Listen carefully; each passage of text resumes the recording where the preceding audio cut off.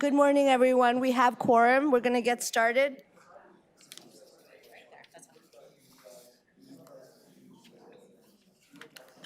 Thank you. Good morning. We're going to have, there's some conversations happening on the side. We encourage they continue in the hallway. Very important work being done there. Good morning. My name is Councillor Alejandra Bravo, and I'm the chair of the Economic and Community Development Committee. We have quorum, and I am now calling meeting 10 to order. Welcome. Today's meeting is being held by video conference and in person at City Hall in Committee Room 1. This meeting is also being live streamed online at youtube.com/Toronto City Council Live. I'm going to move to the land acknowledgement today. And although we may be meeting in different locations, the Economic and Community Development Committee would like to acknowledge that the lands we are meeting on is traditional territory of many nations, the Anishinaabe, the Chippewas, the Haudenosaunee, and the Wendat peoples, and is also, we acknowledge that Toronto is covered by Treaty 13 with the Mississaugas of the Credit, and it's now home to many diverse First Nations, Inuit, and Métis peoples. I've also been reading a lot about land acknowledgements, and one thing we're asked to do is to say why, what responsibilities arise when we do this greeting. And I'll say that what I've been learning from Indigenous people is that economy is the place where we take responsibility for each other, and community is the way we do it. I also want to bring forward the African ancestral acknowledgement.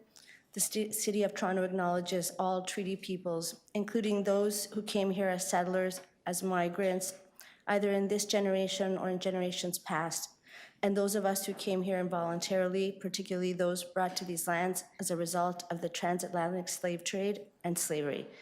We pay tribute to those ancestors of African origin and descent, and we commit to righting the injustices that continue until this day. If you are registered to speak at today's meeting, please listen for me to call your name. I will call speakers in the order they appear on the list. The list of speakers can be viewed online by visiting the Economic and Community Development Committee page at toronto.ca/council and clicking the speakers box for today's meeting. Members, the City Clerk has provided all agenda materials on toronto.ca/council and on CMP.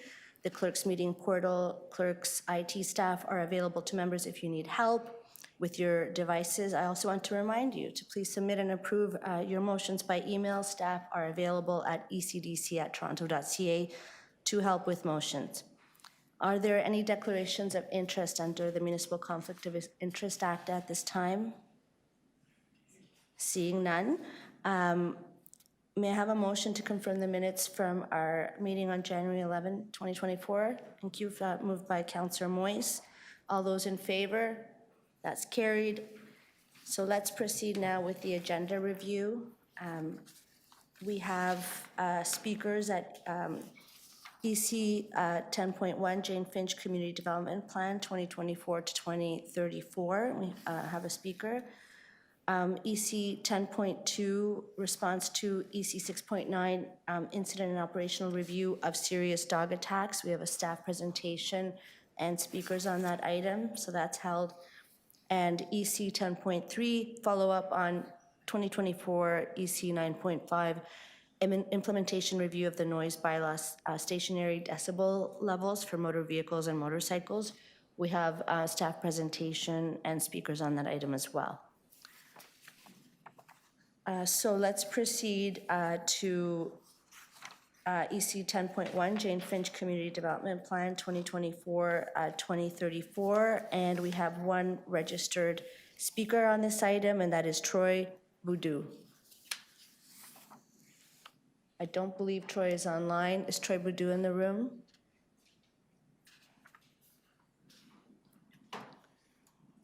No. Troy's on his way, but he's running late. Oh, Troy is on his way, but he's running late. So let's then maybe hold this item for that speaker. And now we're going to proceed to EC 10.2, response to EC 6.9, incident and operational review of serious dog attacks. And for that, we have a staff presentation.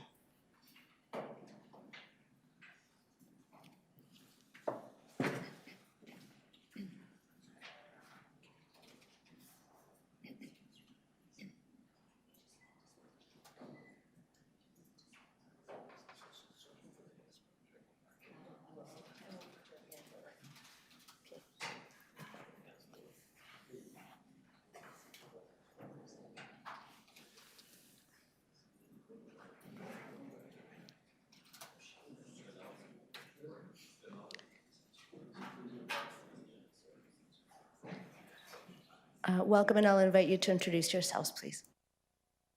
Good morning. I'm Dr. Esther Attard, Director of Animal Services. And I'm Dr. Michael Finkelstein, the Deputy Medical Officer of Health for Toronto Public Health.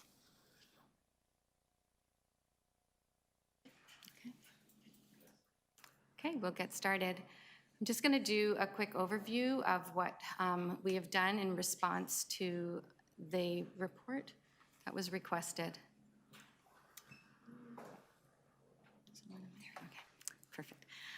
So just a review of the dangerous dog incident on July 30th was asked for, and review of the procedures and processes that we use to get compliance in the enforcement of a dangerous dog order.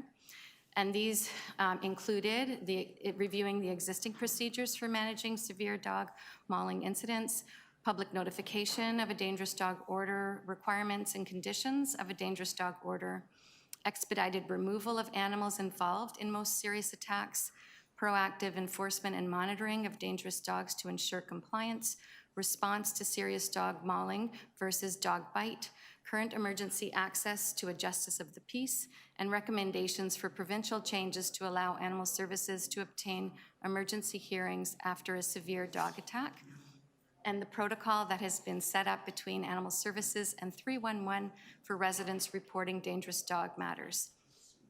So a review of the procedures and processes of Toronto Public Health is also included in relation to these investigations, as well as comments from the city solicitor on options to make changes under dangerous dog legislation known to the public. So what Animal Services does, we investigate all dangerous acts committed by a dog. We enforce requirements under the Animals Bylaw, which requires owners to take precautions to prevent their dogs from engaging in a dangerous act, and sets out criteria for issuing dangerous dog orders. The requirements of a dangerous dog order, I'm going to go through them so that we're all on the same page. Dogs must be muzzled, microchipped, prohibited from off-leash areas, warning signs posted on the owner's premises. The city keeps a photo of the dog on file, and socialization obedience training to be conducted. Once the order is issued, it must be complied with immediately. Animal Services also can commence proceeding under the Ontario's Dog Owners Liability Act, which makes dog owners strictly liable for any damage, injury caused by their dog. This may include a request for a control order or destruction of the dog to be signed off by a justice of the peace. And DOLA proceedings take additional time as they occur in the courts. I'll pass it over to you. Thank you. So Toronto Public Health's role in responding to dog attacks is to fulfill our requirements under the Health Protection and Promotion Act to prevent the transmission of rabies. This includes investigating dog attacks where rabies may have been transmitted. During the investigation, Toronto Public Health inspectors prioritize investigations based on the risk of rabies transmission. We conduct a rabies risk assessment. We order the confinement, observation, and testing when necessary of animals to determine their rabies status. We determine compliance with and enforce vaccination for animals to prevent infections and spread of disease to people, including rabies, and provide rabies post-exposure prophylaxis, which includes vaccines to healthcare providers to vaccinate people who are involved in dog attacks as appropriate. So specifically to the response to the incident on July 30th, 2023, animal control officers responded as soon as possible after the incident was reported to 311. Toronto Police advised Animal Services that the 2 dogs involved in the incident had been secured inside the owner's residence, and the owner voluntarily had them euthanized by a veterinarian. Charges against the dog owner have been filed under the Dog Owner Liability Act as well as the Animals Bylaw. During the incident, 911 was called for emergency medical services. However, they were incorrectly advised to call 311. So Toronto Public Health was notified of this event on July 31st. We immediately engaged in this investigation. Our staff, based on our rabies risk assessment, delivered a rabies post-exposure vaccination for this victim to their healthcare provider and ensure compliance of the animal owners to confining the dogs that were implicated in this attack, And then we learned that the owner was going to euthanize the dog, so we worked with the owner and the veterinarian to ensure that they were tested for rabies to rule out this possibility, and also confine the dogs living with the implicated dogs once they became, we became aware of that, to observe them for rabies. And our investigation followed all the required steps in our procedures and guidance documents. So just go through the review of our procedures and how we proceed with investigating dangerous acts. So the incidents reported, residents can report a dog bite or attack through all available 311 channels, 24 hours a day, 7 days a week. MLS and 311 have recently updated the knowledge base and script, again, to just make it more clear. And 911 should be contacted to respond if dogs are at large and it's an emergency or medical attention is required.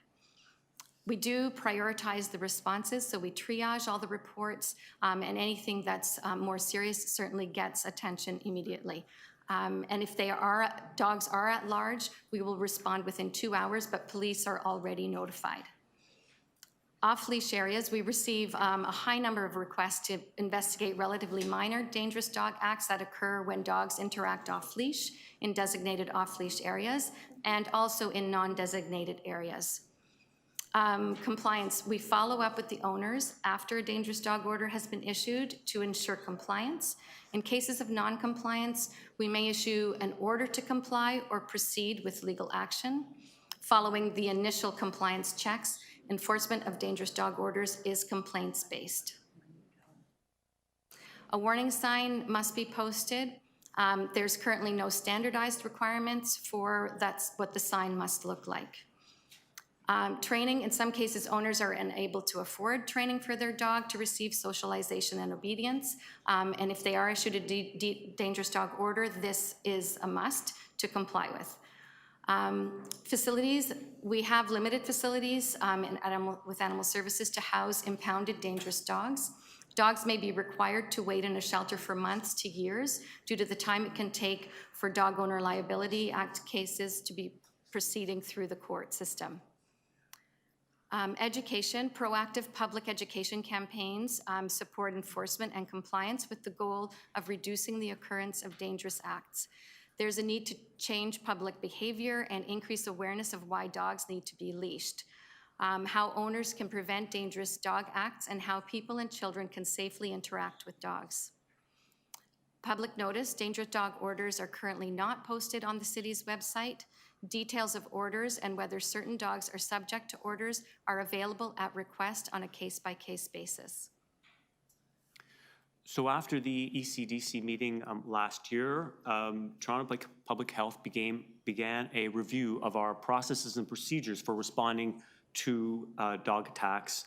And we compiled a list of relevant procedures and guidance documents and identified where requirements of TPH procedures needed additional instructions for staff. After doing our review of our procedures and guidance documents, we found the following findings. Our investigation animal-to-human exposure procedures actually goes beyond the requirements that we received from Ontario's Ministry of Health in our protocols and procedures. And although TPH inspectors appropriately confined the animals based on the information they received and the instructions in the procedure, the investigation animal-to-human exposure procedure needed to be modified to specifically outline instructions to public health inspectors to ask about total animals living in a home, and the data systems that we use to document these investigations needed to have specific fields for this information added. Additional details would be beneficial in the information that pet owners receive when confining their animals for 10 days to observe for signs of rabies. And there was an opportunity to build on our continued collaboration, both with Toronto Animal Services and Toronto Police Services, to further formalize our collaboration with Toronto Animal Services. So these are the actions that we are proposing to improve the processes and procedures for investigating dangerous dogs. We're working to post a public list of dogs that have received dangerous dog orders through open data, where the dog name, breed, date of the act, as well as the forward sorting area that the dog lives in would be posted. We've developed a standardized dangerous dog warning sign to be posted on the owner's premises with the city logo included. We're exploring opportunities to provide discounted services for people needing the training for their dogs, so to socialize and the obedience training piece of that dangerous dog order. We're also formally requesting the province to amend the Dog Owner Liability Act to more promptly hear matters and support municipalities in recovering costs of sheltering dangerous dogs. We're requesting funds for a robust education campaign to get people to be aware of the dangers of leaving their dogs off leash and how important it is that their dogs are under control. And we have updated the prioritization process for our investigations to reduce focus on the minor incidents and place more focus on the more serious incidents. Michael. Toronto Animal Services 311, the Police Service, and Toronto Public Health are continuing to engage to confirm our respective mandates, roles, and responsibilities for dangerous dog acts, and to ensure clear communications with the public on responses to these incidents. In addition to our existing processes, Toronto Public Health and Toronto Animal Services are enhancing our partnerships on information sharing in routine intervals. We are also initiating a new dedicated table to support a more coordinated response while investigating serious dog attacks, which may be conducive to rabies transmission. As I indicated earlier, Toronto Public Health is also modifying our procedures and systems to ensure information regarding the total number of animals in a household is consistently collected and recorded in our information system. And we're enhancing our instructions that we give to pet owners on how to comply with confinement requirements under the Health Protection and Promotion Act.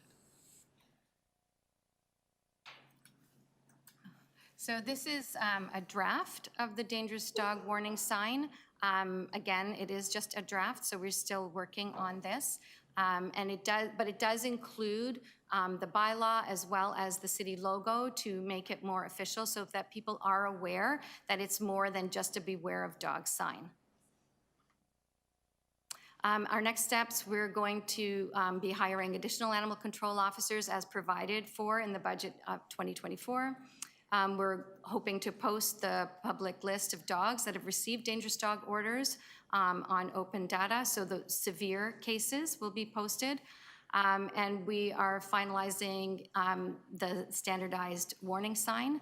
And we continue to work with Toronto Public Health, Toronto Police to implement other recommended processes and procedure improvements.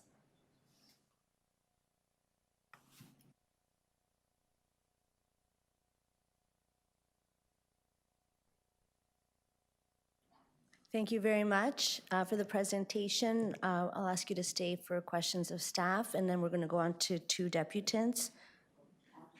Yeah, so we have online Kara Vanderlen. Kara Vanderlen. We'll come back to Kara if once she had. Oh, she's coming? Okay.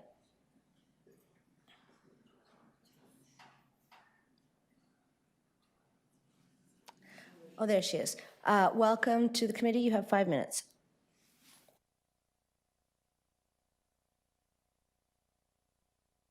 I believe you need to unmute yourself.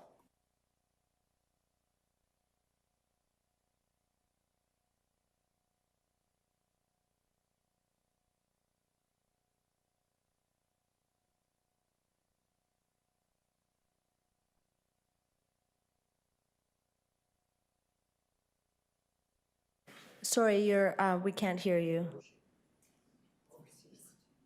Are you able to hear me? There we Yes, go ahead. You have 5 Sorry. minutes. My computer was not unmuting. My name is Kara Vanderland, and I am the victim of the July 30th attack that was just referenced. And I wanted to thank the committee for doing this investigation, but I wanted to voice concerns that this committee's report I think does not go far enough to address preventatively what happened. It doesn't, to me, there was not enough review prior to the actual mauling that occurred. One of the dogs that had attacked me was already designated as a dangerous dog, had bit multiple people, leading to hospitalization of one of those people, and had multiple 311 calls already made on this dog. And yet, the dog was not muzzled. The dog was off leash without an owner present. This owner had already been educated as well. And what I want to know is more clarity on once a dog has been labeled a dangerous dog, how you are ensuring compliance. Because I'm very concerned about prevention. Obviously the attack that happened to me has occurred, and now I want this to lead to further safety for community. I want to know more clarity on, when a dangerous dog has been designated, how are you ensuring compliance? How often is somebody ensuring compliance? How are you making sure that this type of thing doesn't happen again?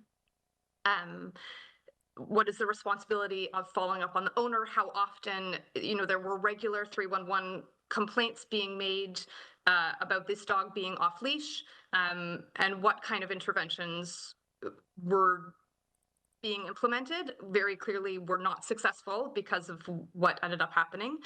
And I believe I think that was all I had planned to say. I also wanted to know about what Animal Services is doing about banned species, because there is quite a few of pit bulls and banned species in our neighborhood still. There was an off-leash pit bull very close to our home. After this attack had happened, I called 311 and was informed that without an address, no action, it was for an apartment building, and without providing the apartment number of the person who lived there with this off-leash dog, no action could be taken. So I think that there's work to be done around banned species, but also after a dangerous dog has been designated, what is the requirement or the responsibility of Animal Services to follow up and ensure this kind of thing doesn't happen again? I know I have limited time. I will end there, but I am very obviously passionate about this topic now, and would be very happy to continue to contribute to preventative measures as the city moves forward with this. Thank you. Thank you so much for being here today and sharing that. Are there any questions of the deputant? Yeah. Councillor Fletcher. Hi, Cara. Thanks so much for joining us today, because I know you're pretty far away and it's a different time. So staying up and being able to give us your deputation is really great. The notion of apartments, you probably saw the sign that is up, the suggested sign. I'd love to hear more of your comments about that, because the sign on the building where the dog was simply a beware of dog sign, which you could buy at any hardware store. So having this sign with the city logo on it, I think you would probably think is a big step up compared to just a beware of dog sign, or that there's a dangerous dog there, that the city said there's a dangerous dog there. I do think that is a good step, absolutely, so that people in the area are able to know that this is designated, especially with if you're doing an education campaign saying, this is our new sign and this is what it means. The thing is, it would not have prevented. That's one of the reasons I really wanted to talk, was all of the suggestions that have been brought forward, which I think are excellent. Absolutely, you should have lists of the dangerous dogs available to the public. I wouldn't have checked that before going out for a walk after dinner. I wasn't close enough to the building to have been able to see a dangerous dog. I was too far away, and the dog was off leash without an owner. So that would not have, none of the suggestions being put forward would have resulted in me not being mauled. So I think that's why I would like to prompt further action. This person had been regularly educated, and I don't think that. I was very happy to see that there are going to be more officers, more bylaw officers to be able to respond to this type of thing, because I think it's that kind of intervention action that's going to have more impact than signs or education, because this person has that was already a requirement. She had to have a sign. I couldn't see it. It was dark. It was 9:30 p.m. and I was not close enough. The dog was outside of an area in which I would be able to see it. So yes, I do think all of the things that have been put forward are good suggestions. I do not think they would have prevented the attack. The one other thing I wanted to mention is, especially post-pandemic, we're in a world of a lot more dog ownership, and many of them are new dog owners.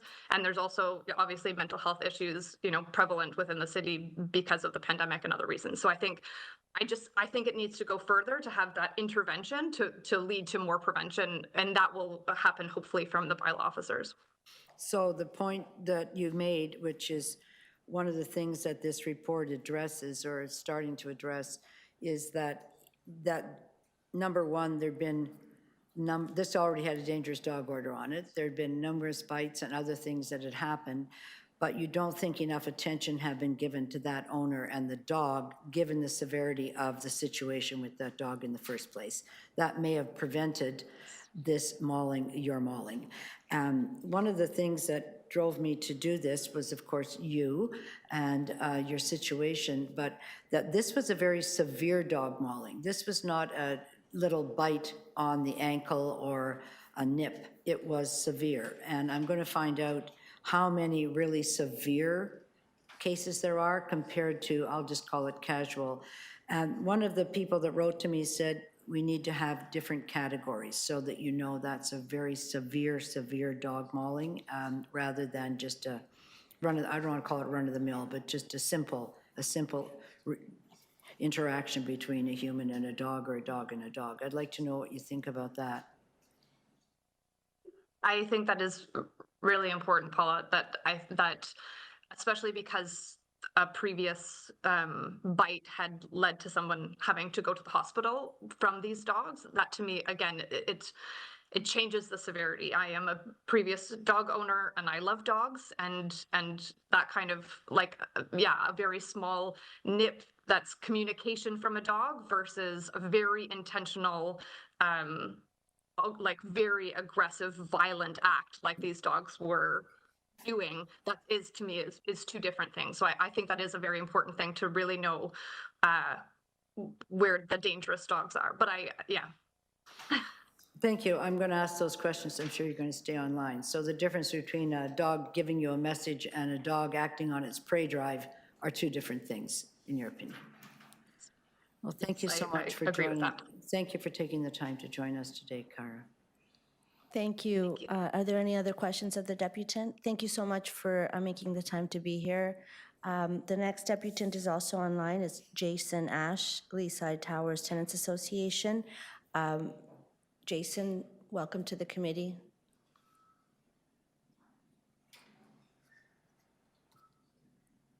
Okay. Hello, can everyone hear me? Yes, welcome, and you have 5 minutes. Great, thank you. Yes, my name is Jason Ash, and I am a co-chair of the Leaside Towers Tenants Association, located at 85 and 95 Thorncliffe Park Drive. Leaside Towers, for those of you who don't know, is comprised of two twin 44-story rental apartment buildings in Thorncliffe Park, each building with 500 units, 1,000 units in total. So, as you might imagine, we have a lot of families living at Leaside Towers. which also is a private property, by the way. You know, it's fair to say we really welcome this initiative. Like the previous deputant, you know, I think we feel that there's probably a little bit more work to be done on this, and will probably occur. You know, within our buildings, inside Leaside Towers, there have been an increasing number of incidents involving dogs in recent years, with some residents afraid to leave their units because the dog is in a neighboring unit, and you know, they sort of crack their door open to make sure that the dog and the owner isn't in the hallway waiting at the elevator, and others afraid to take the elevator, because this doesn't necessarily mean they're dangerous dogs, as we were making that distinction. Sometimes dogs give you a warning. Sometimes dogs attack if they're not trained properly. But we've received a lot of complaints as a tenants association over the last few years in particular.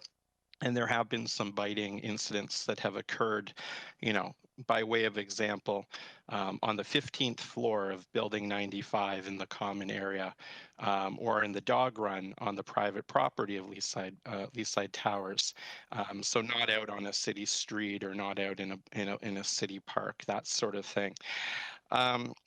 So, you know, when we took a look at this over the last few days, you know, I think some of our questions were, or comments, however you want to phrase that.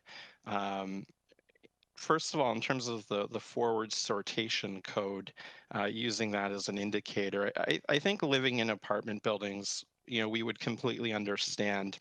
You know, if you're in East York, you're in a Leaside, the Danforth, a residential neighborhood with single-family homes, you might use that 3-digit code, and that's helpful for people with, you know, in single-family houses, duplexes, whatnot.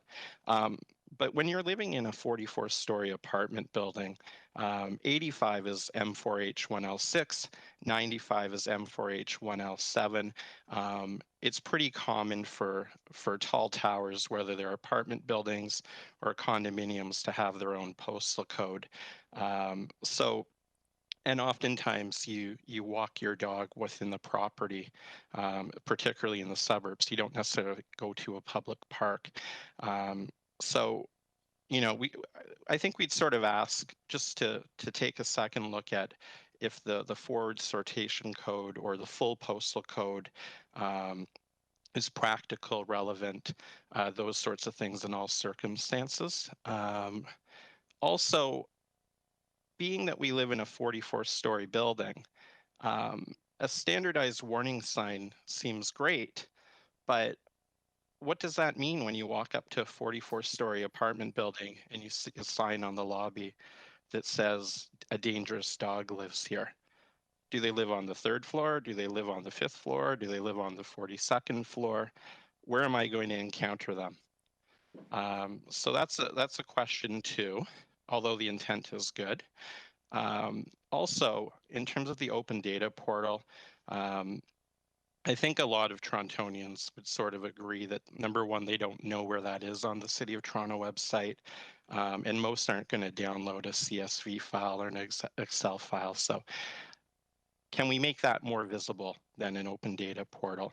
And finally, from whether you're an apartment building or a condo, how do we get property managers more involved in this? Because our experience as a tenants association has been that our property manager doesn't keep records on dogs or pets in general, and really don't seem to be terribly bothered to want to.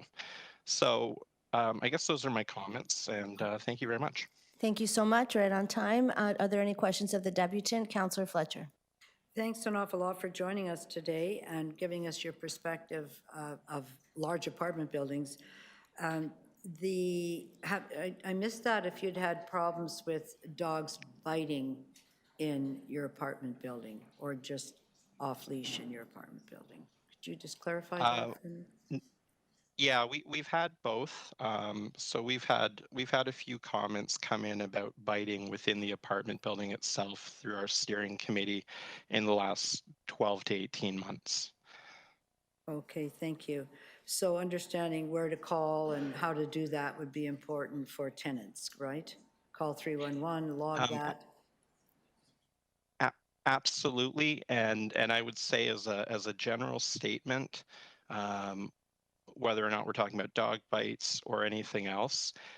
At least in our apartment building, tenants, there does seem to be confusion. Of course, you do want to talk to your property manager. Of course, you hope that your property manager will be responsive. But in many cases, tenants seem to think the property manager is the only avenue. And they have to be proactively reminded that, yes, you live in the city of Toronto and you can call 311 and any of those features. So I think there's an added communication barrier there that would be welcome to push through. So part of the education campaign would be helpful to think about people living in apartment buildings and how to Correct. reach them and how they can let people know what's happening, make complaints, get information, et cetera. I think you'd agree with that. I definitely would, and Councillor Fletcher, I know you know Thorncliffe Park quite well. Every apartment community is different, but certainly Thorncliffe, Flemington, and other areas do have also recognizing, though I'm not one myself, do have a higher percentage demographic of newcomers, and in some cases, to the extent we can, we should try to communicate in languages that might be most effective for them as well. Thank you. And your comment about the sign is really good because in 44 stories, yeah, where's Waldo? Where's that dog? Exactly. Do you have any suggestions about the signage? Best place to put it? And I'm going to You know ask our what? staff about that too. It's really difficult. I mean, the short answer is I don't have specific. I mean, I would tell you in general, where do most people enter their building? If they've gone to work for the day and they don't use public transit, they come through the underground parking garage, right? So the underground levels, they're going to be by those elevators. If you're coming home from school and you go to school in the neighborhood, maybe a parent's coming with you, taking you to school, you go through the lobby. I think that's pretty common for most buildings. And if you have an on-site laundry room, those are probably the main areas. But I can tell you, speaking with Rent Safe, which is an incredible team on a variety of issues, we've talked about location and placement of signage many times. And it's difficult, right? I mean, let's put it this way. To the example that I used, which is a real life example of somebody who has a neighbor that has a dog that at least they feel are dangerous. Maybe they're not categorized as dangerous. They peek their head out of the door to make sure the owner and the dog isn't at the elevator before they go out to the elevator. So what does that mean? Does that mean you should have a dangerous dog sign on the floor where the owner actually lives? Perhaps you should, but at the same time, do you put signs on every floor? Probably not. So you're aware it's that straightforward, but not. you're aware a dangerous dog sign is only going up if the dog is under an order. It's not because somebody Absolutely. feels that. It's because there's been a hearing, actually, Yeah. and the dog has been Yeah. designated as a dangerous dog. So I'll be interested to hear what our great staff have to say about where that can go. And your comments about rent safe in apartments is something to layer on with dogs. So thank you so much for all of your work for tenants and for being here this morning. Thank you. Thank you. Are there any other questions of the deputant? Thank you so much for joining us today. Now we move on to questions of staff. I have Councillor Fletcher and Councillor Moyes. Thank you. I just want to be clear that we don't have you're over here now, breed-specific legislation. We have dangerous dog, we've always had dangerous dog bylaw in the city of Toronto compared to, let's say, a pit bull bylaw. And that's been since the formation of that bylaw, correct?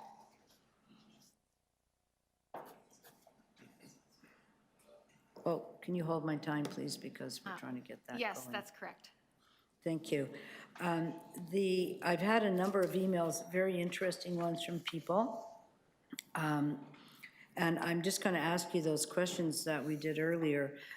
There's a lot of dogs in the city of Toronto, estimated to be 250,000 to 300,000 dogs. How many dangerous dogs orders are there altogether in the city? So altogether, currently, there are about 2,000 dangerous dog orders. And then there's then you have another category. Then So- you've got three categories. Everybody. Yeah, and then so two everybody other- is 2,000. 450 of them are for severe incidents. And then of those, 60 of them are for very serious incidents. So incidents that would include a mauling. And of those, about 10 are with people, involving people, a dog to a person. The rest are dog to dog or dog to another animal. So I have a lot of emails here, maybe more than 10, from what people are, I'm not sure what you're calling severe to serious. So you know the case of Kara's case. Would you consider that a serious Yeah. dog mauling? Yes. And then somebody else has written to me, they just got bitten and they witnessed something. So is there any way anyway, we'll go into that after, but it's good to know. So in that very serious, severe, and then however many others there are, 1,000 and I don't know, 1,500, let's say, who just had a little bite. Is there some way to be more focused on the severe and serious situations other than the 1,500 that just were in the wrong place, wrong time, got excited, bit somebody?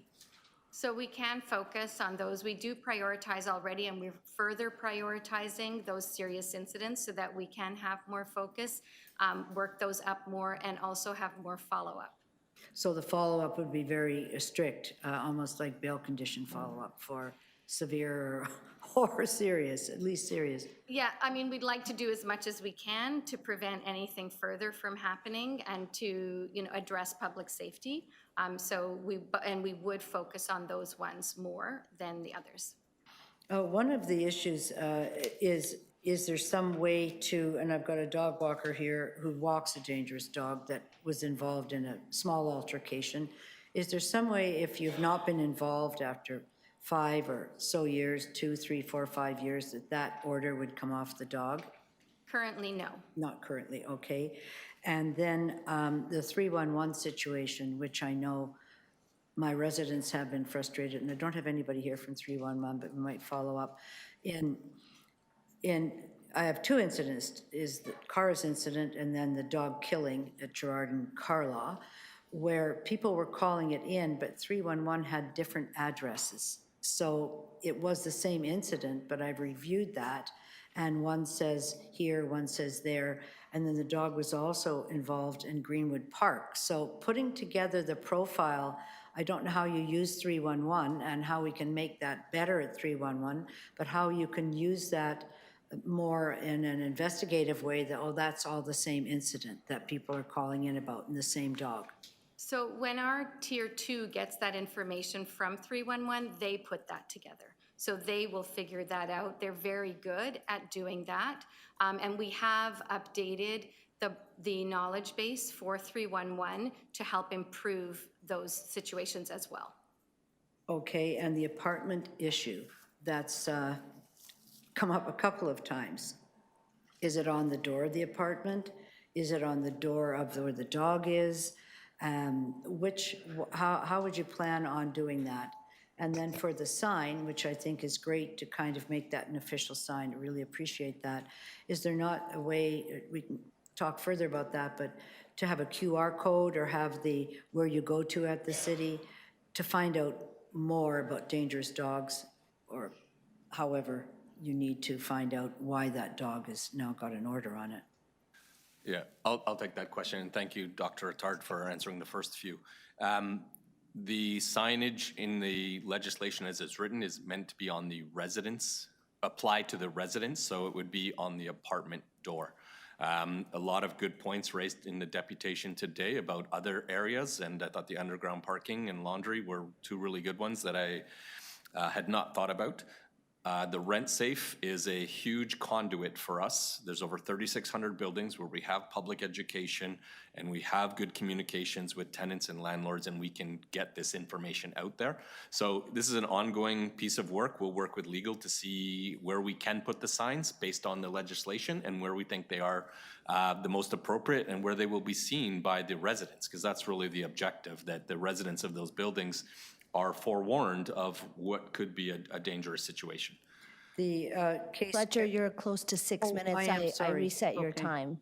You what? I reset your Oh, time, thank so. you. I'll just ask that later. But Okay, thank you so much. thank you. Questions of staff, Councillor Moyes. Thank you, and through you, Madam Chair. So I've had a lot of experience with dogs in my ward. And this is a good first step, but I do feel that more can and should be done. For example, I've had experiences where we've had dogs that has tried to maul people or even mauled other dogs, but when MLS comes into the scene,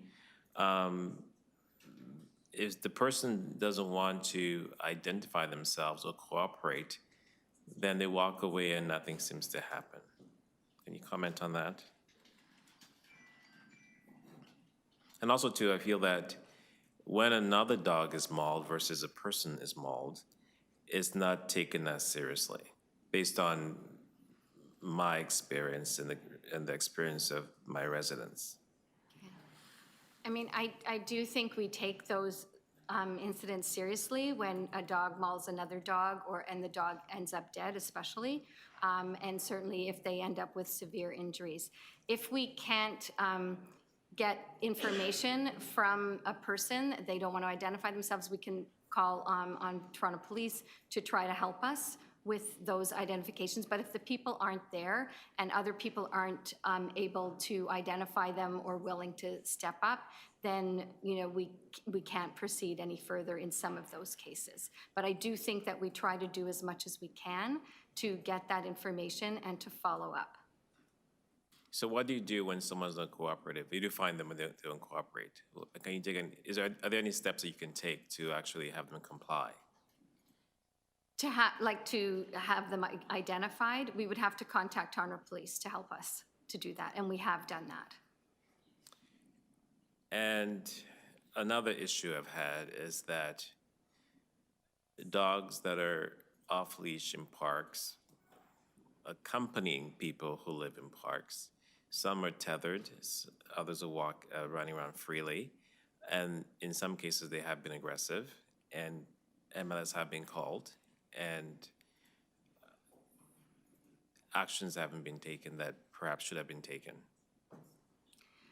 So I think those cases are challenging. They're difficult to deal with and address. I think what the push was with staff that were on site managing those areas was to get the people rehomed. And once that happened, then the issues with the dogs stopped. And that, for us, was sort of the way forward with that. I think we did try and do as much as we could with respect to educating the people and trying to get them to comply with keeping the dogs on leash.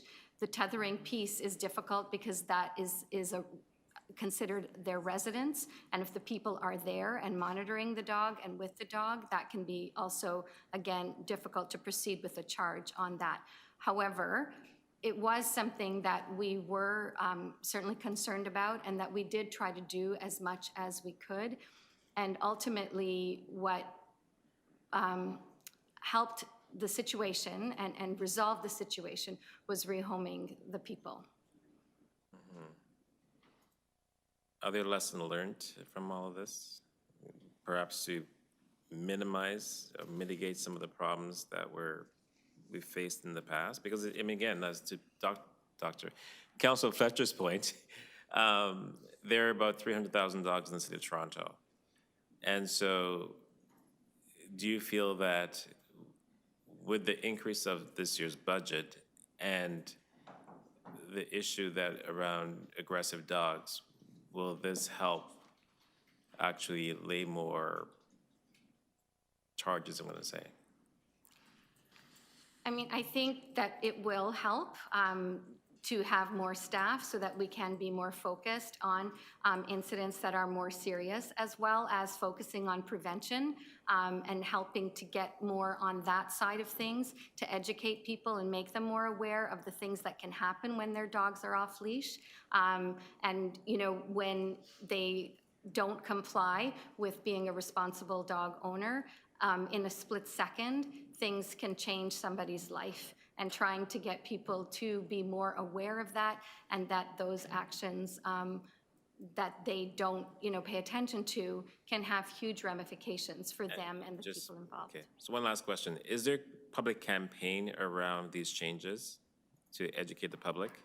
I think that's what we are asking for, and we have done campaigns in the past that haven't been as robust, but we're wanting to do much more robust education. Thank you. Any other questions of the deputant? I mean, I'm sorry, of staff? Thanks. So to speak, Councillor Fletcher? I just want to thank the staff for being so timely and coming back after the September letter to be here. I think this is a great start. And Dr. Attard, you and your team and Mr. Grant, I think you've really taken a big, I'll say a big bite out in this file. Thank you.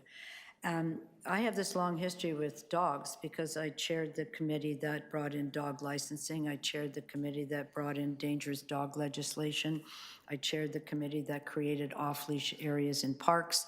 And so I have dogs and I love dogs.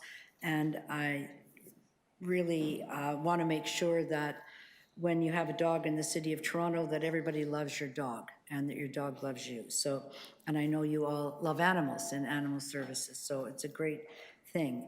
I also read all the tribunal information, probably very nerdy, but I do know all the dogs that have been designated, etc. And I have made my opinions known to Mr. Grant and to legal about that. So dangerous dogs aren't breed specific in the city of Toronto, very clearly. They are dangerous. They could be big, usually big, sometimes small, but when they're dangerous, I think that we need to be very clear on what the steps are, and perhaps people aren't. And the focus on the education and compliance, I believe, needs to be on the first 500 dogs that are out there with serious or severe dangerous dog orders against them.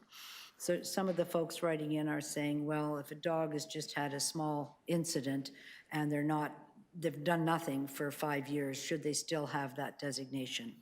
I think that's a good question to be answered, perhaps not right now, but I think we'll be talking about this for a little while. The sign, thank you very much for a sign that says Toronto on it, because the sign for Kara's case was on the window and it just said, beware of dog, which a lot of people buy those signs and put them up to discourage folks from coming onto their property. But this is far more than that. These were very, very dangerous dogs. They were in that 500 category. And that sign was not sufficient, even though people knew the dogs were there. I also think it's not just for people who are seeing that, it's for the owner, that we know you're there, everybody knows you're there, we know you have a dangerous dog order, and we know what the compliance requirements are. So if there's no compliance, it's easier to follow up for people that notice that that order is not being complied with. So where that sign's going, I think that's a good conversation, but definitely on that door. I do believe that 311 is unfortunately, they're not here, and maybe between now and council, we can have another conversation and bring them in. Oh, they are, but I didn't ask those questions, but my experience and even calling up the 311 incident from July, everything happens in July 2022, not July 2023. I've got so many different addresses, and yet my residents didn't feel that that was all put together quickly. They've put it together really quickly because they know the dog, they witnessed the dog kill another dog. The kind of thing that we're dealing with here, and it's received a lot of attention in particular because this poor woman was severely attacked and life-altering, broken arm from the dogs that were in Etobicoke, how hard it is to find people if they don't want to be found. So that, I understand that. But on the other hand, I know we're knocking on doors and other things, but how do you escalate that to the point where dogs that are out with their prey drive in full force are not able to be out in the city of Toronto? Those obviously dogs need to be impounded as quickly as possible. And I know you're trying, but how do we up our efforts with Toronto Police at that point rather than just leave it on animal services? So I want to thank you again for that. Plus, when you're looking at the sign, can you look at other things that need to go on? Is a QR code should go on there, an address or call, not to be too busy, but the bylaw probably needs to be there, but nobody's going to know what to do with that. But they need to know exactly what they're dealing with. And whether or not we'd have level 1, 2, and 3 of severity, whether or not the tribunal looks at things in that way. And they are they're very clear and careful at the tribunal because last month somebody had appealed their dangerous dog order and they were released from the dangerous dog order. So they're careful in who they're designating. And I just want to say that in this trajectory of starting with getting to dangerous dogs, making sure they're licensed, everything else, years ago, if your dog bit somebody, you could just appeal that and didn't have to muzzle them before that. Now, based on all the work that's been done in the city of Toronto, if your dog has bitten somebody and you have an order, you have to appeal it before you can remove the muzzle. So we are moving in the right direction over a number of years, and I just want to thank you for the work that you're doing on this file. Thanks. Thank you, Councillor. Any other speakers? Councillor Moyes. Yeah, thank you for this work. It's actually very important work. As you know, we started looking at a master plan for off-leash dog parks last year. Again, 300,000 dogs in the city, that's a lot. You know, it's important to recognize that rural versus urban is very different, right? We all live in a very condensed space with a lot of people in it, and we have to make sure that everyone is safe, not only people, but also other dogs as well. There have been many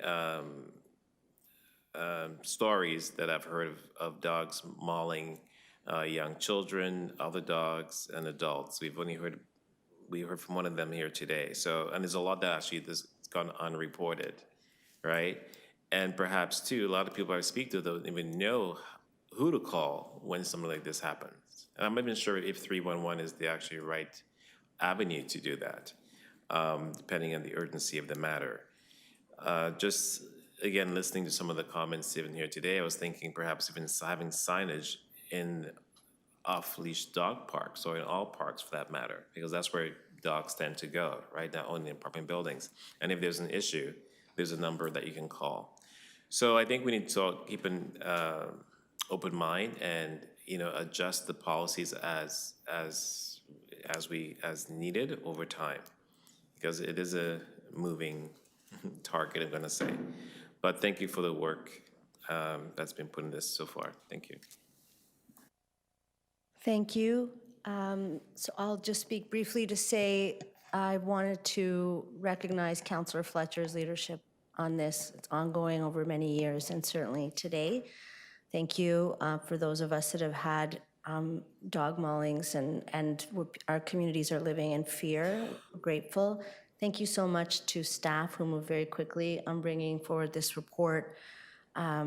This is, as has been said by my colleagues, it's really such a fundamental dimension of community safety, of being able to walk in the hallway of your building, being able to walk in the street, not looking over your shoulder, and some of the incidents that have occurred in the city are life-changing for people. And of course, it's the same as if they have had a pet mauled or killed, but the attacks on children in particular is something I'm concerned about. And I just wanted to highlight that there's still places, like in school board spaces, for example, shared use agreements with the city, playgrounds where this is occurring, and there we get into areas where the city doesn't have jurisdiction. So this is an ongoing, growing problem, and I really appreciate the work that's been done here. I also want to thank my council colleagues who saw fit to support a motion to increase funding for this kind of work, which will allow, and members of this committee supported that, because we hope it will allow for animal services to be able to attend to this with more resources. So thanks again for all the work, and we will move on to the next item. Motion to adopt the item after I spilt my glass of water. Councilor Fletcher, do you want to? Yes, moved by Councilor Fletcher. All in favor? That's not the first time I've done that, by the way. Okay, we're going to go back to EC 10.1. Thanks very much. Jane Finch Community Development Plan 2024-2034.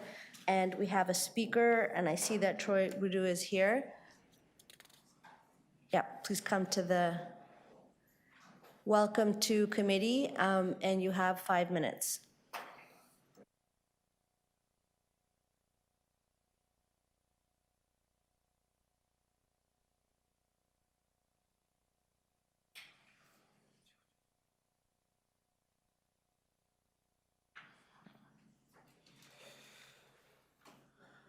Okay, so, while I figure out what's going on my phone, I'll introduce myself.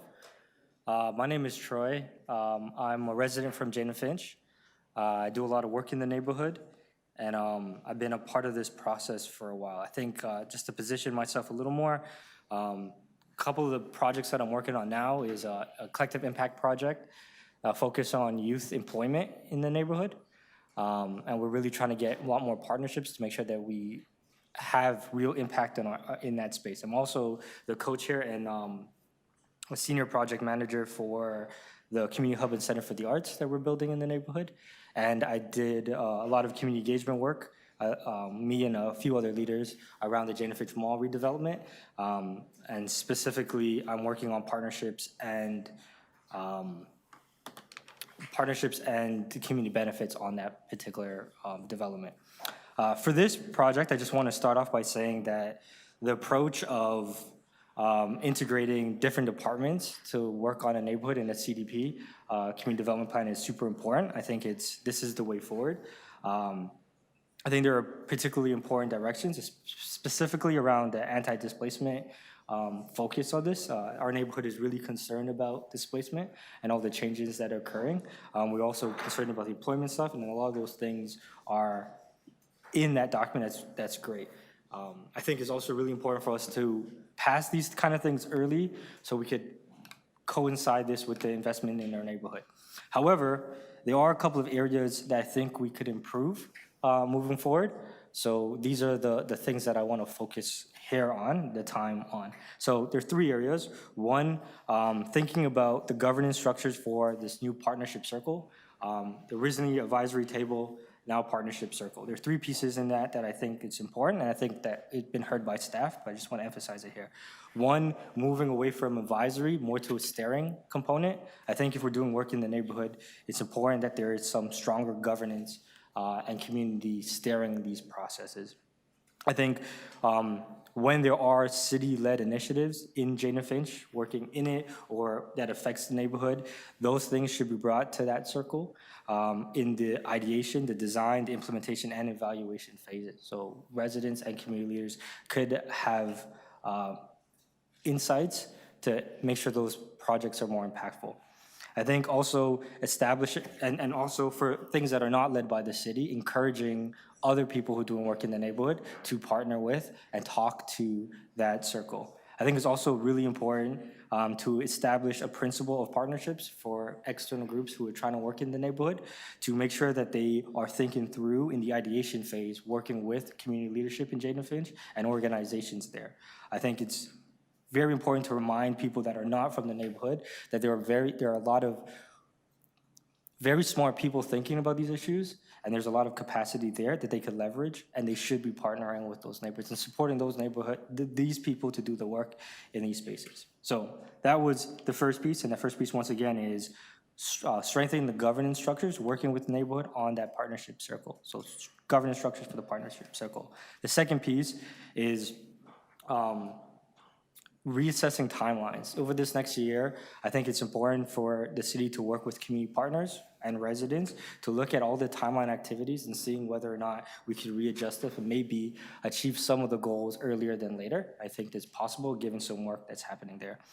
The third part of this is tracking and reporting any things that are adjacent to the CDP that the city could help community leverage. So whether that's their partnerships or the networks, is tracking how they could connect other community groups or leaders with those things to have things that are not in the city's capacity to deal with. I think that would be important to track and show improvements there, which happens naturally, but we're just not tracking it, so we don't know how to improve it. And the last piece of this is working with the partnership circle, community partners and residents to jointly create the budget that comes to council next year for this particular work. I think leveraging things like open book management or participatory budgeting or even progressive contracts, which are stuff in the infrastructure space, could be very useful when we're thinking about budgeting for the next phase of this work. This is going to take a lot to help support the neighborhood. This is a significant neighborhood, is one of the largest Black population neighborhoods in the space.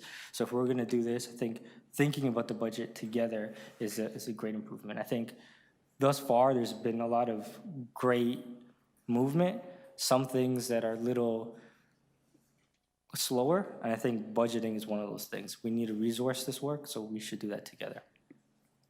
That's my time. Thank you. Are there any questions of the deputant from visiting counselor? No, Counselor Moise? For coming in today and sharing your thoughts with us. You give a lot of examples of what you'd like to see in this plan going forward, and you said you actually like some of the things you've seen in here. Mm-hmm. Are there any best practices that you could think of that has happened in the past, let's say in Regent Park, even the Little Jamaica area, that there are lessons learned that perhaps we could, good lessons, I guess, that we could actually replicate here in this plan? If you don't have an answer, that's okay. I mean, They've all changed to new, so I'm fine. Okay, no recess. I think instead of going to different neighborhoods, looking at those, the best practices, I think there are best practices within the neighborhood that we could look at. And I really do think just the suggestions I have here are suggestions that were already mentioned in different spaces. But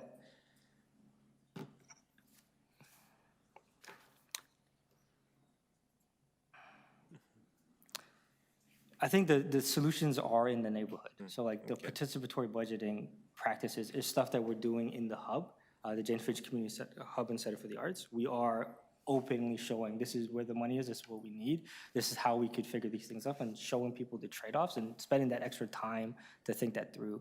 I think trying to figure out unique partnerships happen in the space. If we look at like just leveraging assets, when last year or a couple years ago, when there were some issues with the Toronto District School Boards, and when there was violence in that space, the city put out a report and they talked about two organizations that they would look at for leadership, and both of those organizations, YACE and SBL, are from Jane and Finch. I think reminding that these partnerships exist, reminding that a lot of this work started, this particular work started with resident groups. Simone Walters, that is here, she convened some city councils with the Confronting Anti-Black Racism Unit to think through what those partnerships look like and what we need to do in those spaces. And then Anna K. Brown was working from the Family Center, convened city folks for the plan to think through what partnerships look like. But I think we all know the examples within Jane and Finch and those work that's there. I think we should listen to that and try to make that work better. I don't know enough about those neighborhoods to figure out things that would work. But I think there's a lot of solutions that are from the neighborhood that we should look at. Thank you so much. Thank you. Any other questions of the deputy? And Councillor Fletcher? Thank you for coming today. I believe you feel this is a transformational opportunity for the community and needs to be right, to get it right. That's what you're telling us this morning, right? Yeah. Yeah. Can you, are there a lot of boards there, community boards or any city boards that are up in that designated area? Board of directors of different cultural organizations, health centers, anyone like that? Do you have organizations of that kind? I mean, the neighborhood is really organized. Pardon me? The neighborhood is really organized. There are many different pockets of things happening, clusters, tables, and city tables and different pieces. I think they exist. The capacity is always low in these spaces, but I think what's more important than the city-led boards, which it's mapped out, it's the community spaces, like the Housing Coalition and all these other places who have been thinking about these things that are more grassroots. I think we should always be cautious about coming into a space, because when we come into a space, you take something that's already not structurally sound and you displace that type of work. It's so easy for the city to jump into the neighborhood and say, we're gonna focus on housing, and then residents who've been organizing, community leaders who've been thinking this through or figuring out solutions, like, okay, the city has this, and they dissipate.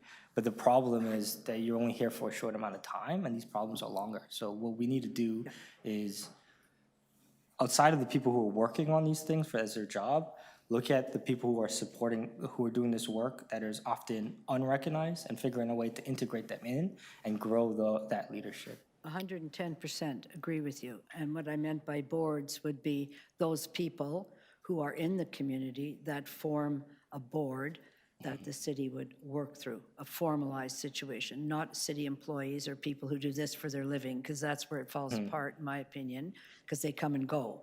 But something that's left that's far more stable and long-term, that has community representatives that are responsible back to the city and other organizations. Yeah, there are a ton of groups coming together to do this types of work. I think maybe a part of our thinking is, how do we formalize that? Whether or not formalization is what's needed in those spaces, but how do we work with them to figure out the better structure, and how do we enable their leadership? Yes, that's probably the way that we should be thinking about this. The city should be thinking, these are the people thinking about this, how do we support them and let them do that work? I'm very concerned about the amount of burn that's happening in the space, and how much, without people knowing this, how much residents are really doing too much to try to solve problems that are just too complicated for one person to solve. We did a bunch of work with youth in one of our projects, and out of the 10 youth, all of them were saying that, I'm gonna go be a doctor or a business person, I'm gonna do a whole bunch of these things, I'm gonna make a lot of money or a decent amount of money so I could come back on my part-time, do work in this neighborhood, or start a nonprofit. And all this motivations of everything they want to do. One guy wanted to be an engineer, a doctor, and a psychologist or something, and then he wants to come back and just so he could solve problems in the neighborhood. He's doing all these things. Instead of a straight route to solve those problems, he doesn't see a way that he could do the thing that he wants to do in his neighborhood without figuring out another way to earn income or figure these things out. And we're losing those talent all the time. They're just in the neighborhood, burning out, trying to do that type of work. So how do we support those people who understand the problems and that really want to address it? Thank you. Thank you. No other questions of the deputant. Thank you for being here to speak. Oh, sorry, questions of staff. Are there any questions of staff?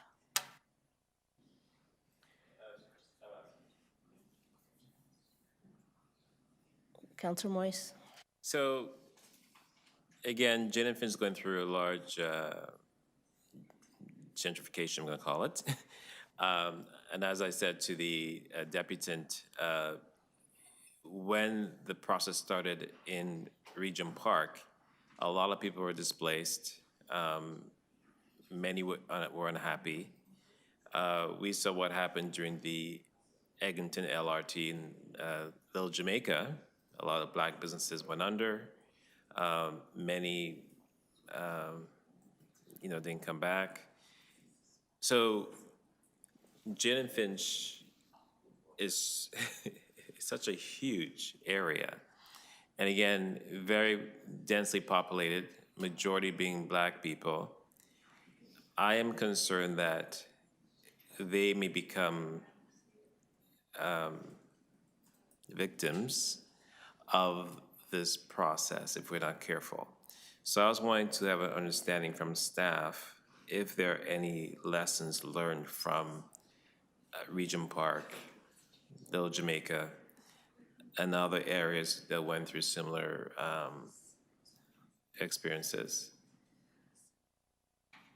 Thank you, Councillor, for the question. I think one of the lessons learned, I think there are many lessons learned, and the community development plan that's in front of you is our collective ability, so city planning, economic development, and social development, our collective approach to say, we, as the city supports a community going through a large-scale redevelopment, that we have to look at not only the changes to the built form, but what are the changes that need to happen to support economic growth and jobs, working with local residents and community agencies, as you heard from the deputant. What are the types of things we need to do to support community organizing, community leadership, community governance? I think one of the things that's unique about this plan, the community development plan, is that it specifically three core principles. One is around truth and reconciliation, one is about confronting anti-Black racism, and one is about partnership. And that there is an anti-displacement strategy included as one of the core 8 areas within the plan, specifically learning from other revitalizations where community really struggled with displacement. So you'll see a number of short and medium and long-term actions that are about mitigating and trying to address displacement before it begins, and woven through the entirety of this plan. And you alluded to it, but I'm assuming that the social determinants of health is embedded in all of these strategies that you talked about?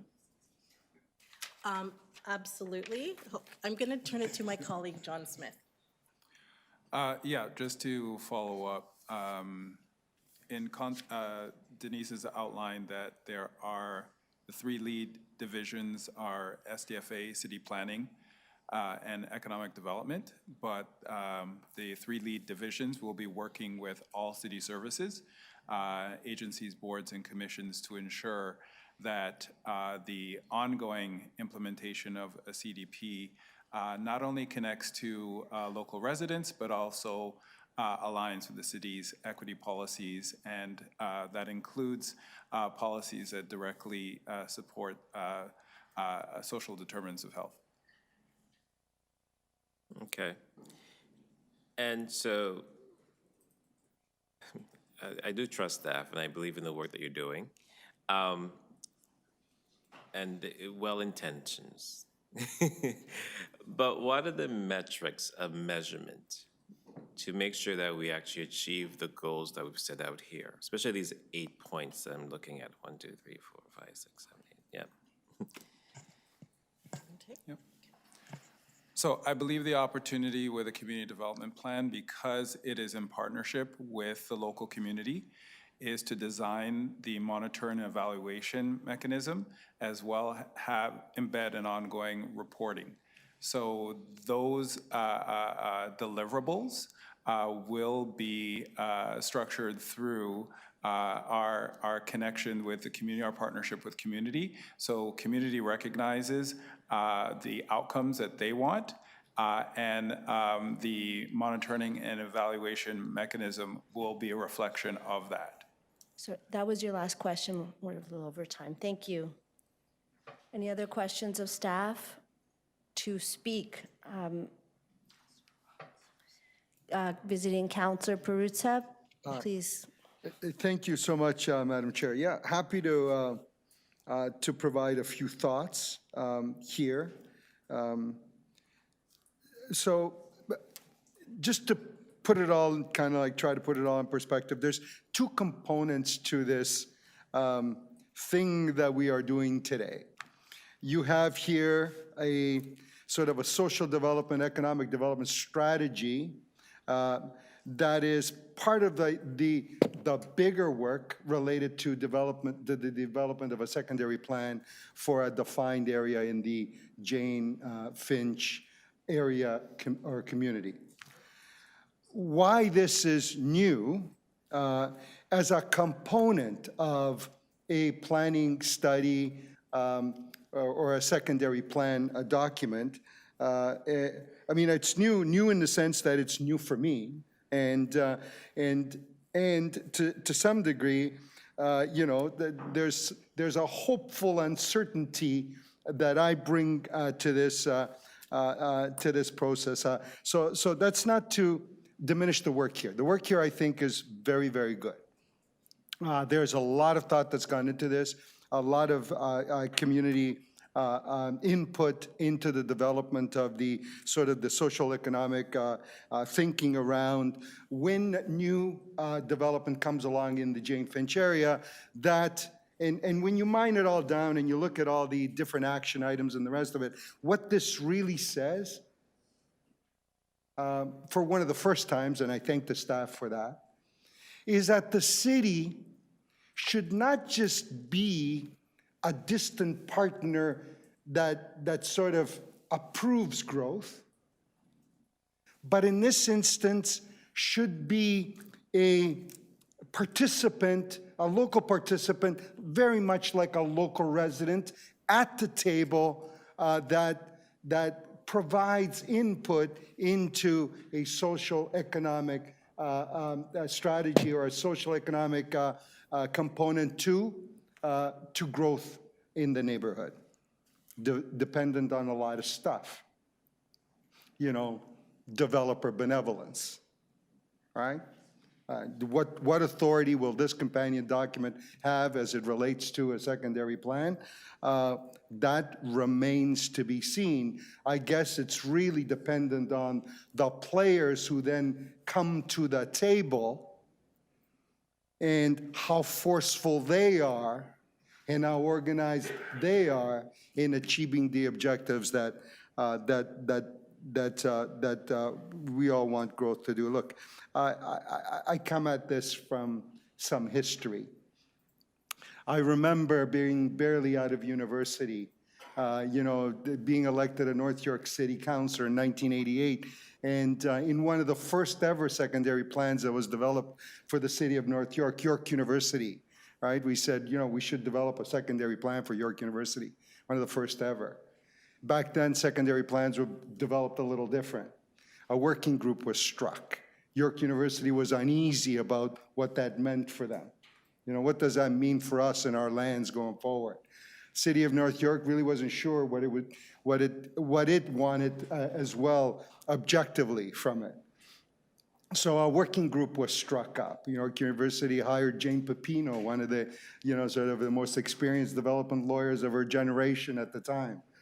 You know, along with their planning consultants, City of North York provided its lawyers and planners, and then yours truly, freshly minted from university, with my student cap still on. I got to be part of that group, and I remember every word was captured, you know, and we actually typed out a secondary plan. Literally typed it out. You couldn't cut and paste because you didn't have the computers back then to do that. So the words kind of like sort of, you know, were reduced to a manageable level, and sitting there for days ad nauseum, for hours, listening to sophisticated lawyers talk about, you know, the difference between consistent with and compatible to. right? And what that meant in legal terms before, you know, the tribunals of the day. But we hammered out a secondary plan. And you know what? I've had a front row seat to the history of that plan. So we did that in 88, 89. How long is that? 35, 36 years? So you see that secondary plan in its evolution on what it has done for York and some of the surrounding area and some of the things we did, and the changes that have been made to that plan over time. So I come at this with sort of a bit of a bird's eye view of what it all means and what our real role is in this exercise. And I say this, that the secondary plan component of it, I think we still need to do some work. So I'm in your hands today in terms of how you want to proceed with this. You want to send this on to council, but I believe that the secondary plan still has to go back out to the neighborhood, to the community. There's a couple of areas where I believe the planners and others need to think about some elements, and I'll speak to that at the other committee that's coming through on. But that's not to diminish what's before you today. I think it's new. I think it's exciting. I think it forms part of a new process going forward, and the staff should be lauded and applauded for their work in this effort. And I think the community should be excited about some of the things that they've done as well in regard thereto. So those are the pros I have for you today, Madam Chair. Thank you, and because of its importance, to give you an extra minute. So are there any other speakers? I'd just like to say quickly that in addition to Councillor Peruzza's remarks, I just want to say how crucial community leadership has been in this process, and the innovation and the good news story here of having the public service come alongside and not lead from the front. The importance of having the support of the local councillor, Councillor Peruzza here to champion it, and the imperative of having economic opportunities and building a sense of autonomy that the deputant spoke about and that I've been able to witness. It's also very valuable to highlight that ideas can't be just picked up from one place and transferred elsewhere. The importance of the deep knowledge of the situation of what Jane and Finch knows as a community, I think, is really something that's come out in this plan and in the deputation. These are innovative ideas. Place really matters. And when we want to learn, I think it's more around the practices, the ways of doing the work, rather than the things that are being done. And with that, I just want to say that Simone Walters is here with us today, and to recognize your leadership, Simone, over the many years. And it's been really wonderful for me personally to learn from you. Thank you. That is all. So move to adopt the item. The recommendations of the report, all in favor? That's carried. Thank you. And let's move on to EC 10.3. And that is follow-up on 2024 EC 9.5 implementation review of the noise bylaw, stationary decibel levels for motor vehicles and motorcycles. And we have a presentation from staff on this item.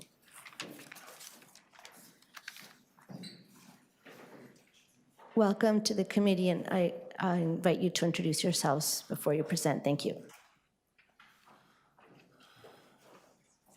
Sure. Thanks for having me. My name is Carlton Grant. I'm the Executive Director of Municipal Licensing and Standards. I'm joined by my colleague, Joanna Hazeluddin, Manager of Policy and Planning with MLS. And online, we have our acoustical engineer online that will be available for technical questions. This is a rather technical matter. This was before you in January. And this is a continuation of this. Again, it was deferred to speak to the vehicle noise piece, and that's what we are here for today. Go ahead. So,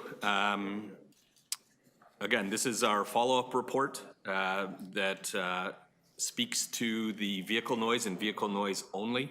The other matters were adopted by council a couple weeks ago on February 7th.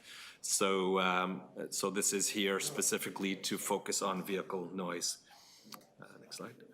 So this is a very technical and challenging project. Vehicle noise depends on a number of different variables, be it engine type, age of vehicle, and number of kilometers traveled. Vehicles are simply different. It is like comparing apples and oranges.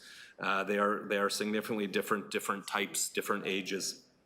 And most importantly, when measuring sound, that it needs to be from identified source.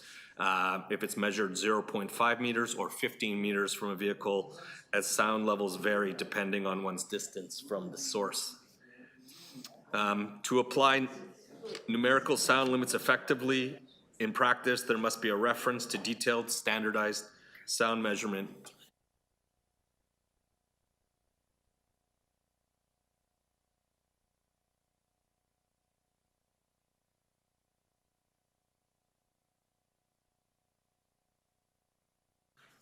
A little bit of irony, which is good.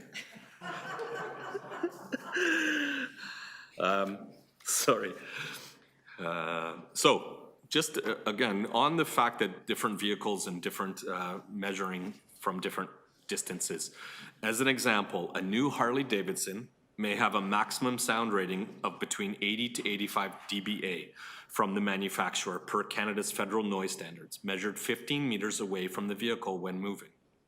And in a controlled test environment is how it's done. This is not comparable to a stationary test 0.5 meters from the vehicle's exhaust, which is the most practical test to be incorporated into the noise bylaw.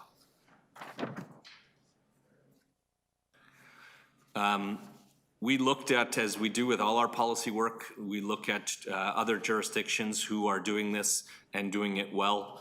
And a few examples are on the screen here.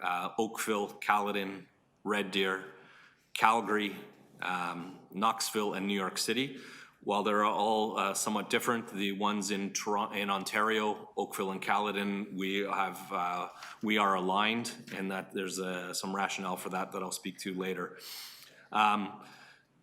It's important to note, though, that the different limits, during the discussions, there's been a lot of talk about staff considering an 85 dB limit that is being used in New York City to pilot noise radar equipment. I didn't get a chance in January to clarify that this limit is measured 15 meters or 50 feet away from the vehicle, moving or stationary.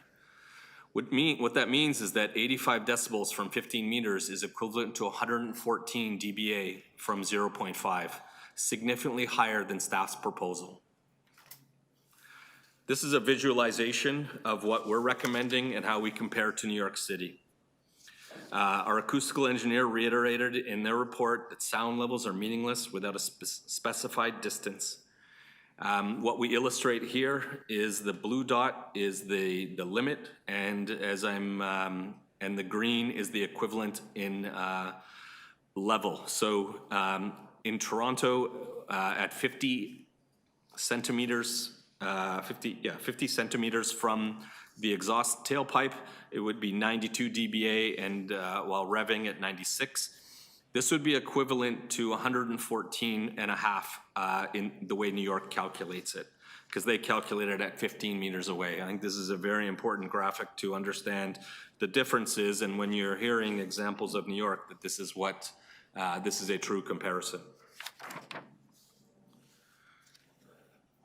So this slide lays out the options in the report. Our acoustical engineer also assessed the number of different options in their report, and that's attached to our report in attachment 1. It is quite lengthy, it is quite thorough, but we thought it was really important to include it for information of the committee and for the public. And so after additional and careful consideration, we recommend keeping with the decibel limits that we proposed in our January report, and that those stationary limits be used for both motor vehicles and motorcycles, aligned with motorcycles at 92 dBA and at idle 96 dBA. If any speed greater than idle, 96 dBA, if any speed greater than idle, measured 50 centimeters from the exhaust. These limits would accurately capture excessively noisy vehicles and modified emission systems, and would provide for a fair, defensible, and consistent enforcement procedure, which is critical to what we're doing here in this particular bylaw and the recommendations that we've put forward. The limits were determined in consultation with an acoustical engineer, and it aligns with industry, the Society of Automotive Engineers Standards, which is SAE. And this is exactly what council asked us to do in the summer of 2022 to come back with standards. And the standards are based on a comprehensive study of a wide variety of vehicles, and engineers worked for many years to create strong methodology, complete with appropriate decibel levels, angles and distance of measurement, equipment levels of ambient noise, and so on, that it may be feasible to identify precise emissions, noise emissions roadside. Staff also considered an alternative option, lowering the decibel limits beyond what is proposed to 89 dBA at idle and 93 dBA at any speed greater than idle. After careful consideration, this would be an arbitrary approach that does not align with the established industry standards, and there would be risk in lowering the limits beyond the recommended amounts, as it could result in non-modified vehicles being in violation of the bylaw and potentially impacting the enforceability of our bylaw. The proposed recommendations would come into force and effect on June 1st, 2024, to align with the other approved changes that council did in February 7th. And it's also timely to enable our joint initiatives with the police in the summer of 2024. We're going to continue to monitor the effectiveness of these limits and ensuring compliance, including ascertaining whether these sound limits are appropriate or whether they need adjusting. And if I could ask your indulgence, I will now turn it over to our acoustical consultant to provide a brief summary of their report and findings. They're online. I wasn't able to get them to attend in person, so they should be. I'm here. I hope you can hear me. If you could speak up a little Yeah, bit. you're gonna need to speak up a little. Okay, I'll try and speak up so that I'm heard. Is that better? Yes, a little bit. We'll make every effort to hear. Okay. I'm as close to the computer as I can get. Well, as was indicated, the numbers that are proposed currently for the bylaw actually originate with an SAE standard J2825, and it relates to stationary measurements.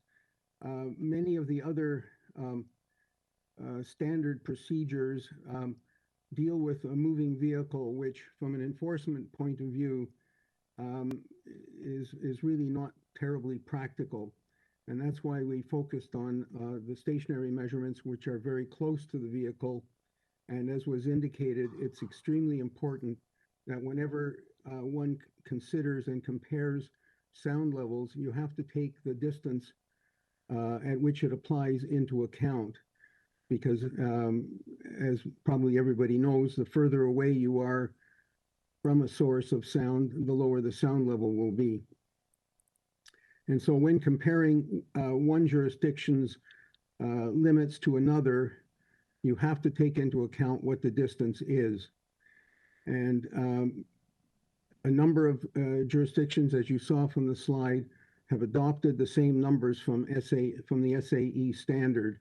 Now, unfortunately, we don't have a very good database of the types of sound levels that are currently being experienced. And so this is, in my opinion, a good starting point. And we've recommended that for any measurements that the city does and so on, that a database be compiled and kept so we can keep track of the kinds of sound levels that are being experienced. And that would be the basis for making any adjustments in the future, depending on enforcement activity. But as a starting point, we think this is a reasonable way to start. And in my opinion, the sound level limit when an engine is revved to a higher speed than idle is really the important one. And that's where we would expect to catch vehicles that have had modified exhaust systems that are producing sound levels much higher than what really we should tolerate in the community. And so with introducing this test procedure and these limits, we think will be a very good start at controlling the types of things that are the sorts of complaints. So I think that's, a very brief summary of what's been going on, and I'd be happy to answer any technical questions. Thank you. We may have questions of staff, but we have a number of debutants on this item. The first debutant is Alan Baker, Toronto Noise Coalition. Welcome to committee. You have 5 minutes.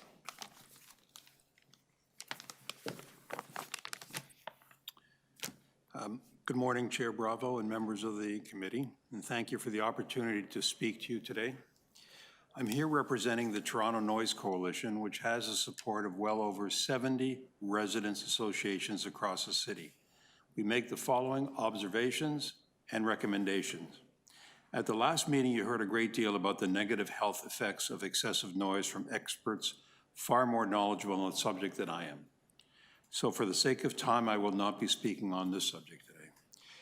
At the January 11th meeting, a motion put forward by Councillor Fletcher was adopted requiring MLS to report back to the committee on options for reduced decibel levels for motorcycles and vehicles. However, options have not been presented, and MLS is still recommending the same decibel levels. So if you and other councillors have been receiving complaints about muffler noise, and we know most of you have, the MLS recommendations will do absolutely nothing to alleviate the problems for residents who have to endure this on a daily and nightly basis. At the last meeting, I talked about the motorcycles that our police use, but I think it's worth repeating now. The standard equipped Harley-Davidsons used by our very own Toronto Police were tested at just under 81 decibels at idle. And by the way, they are shortly replacing those Harleys with BMWs, which they advised have an even lower noise output. So if it works for our own Toronto Police services, why can't it work for everyone else? It's crucial to note that the leap from 81 decibels to 92 decibels at idle that is currently permitted does not represent a mere 14% increase, but rather a 100% increase in noise intensity. It will sound twice as loud.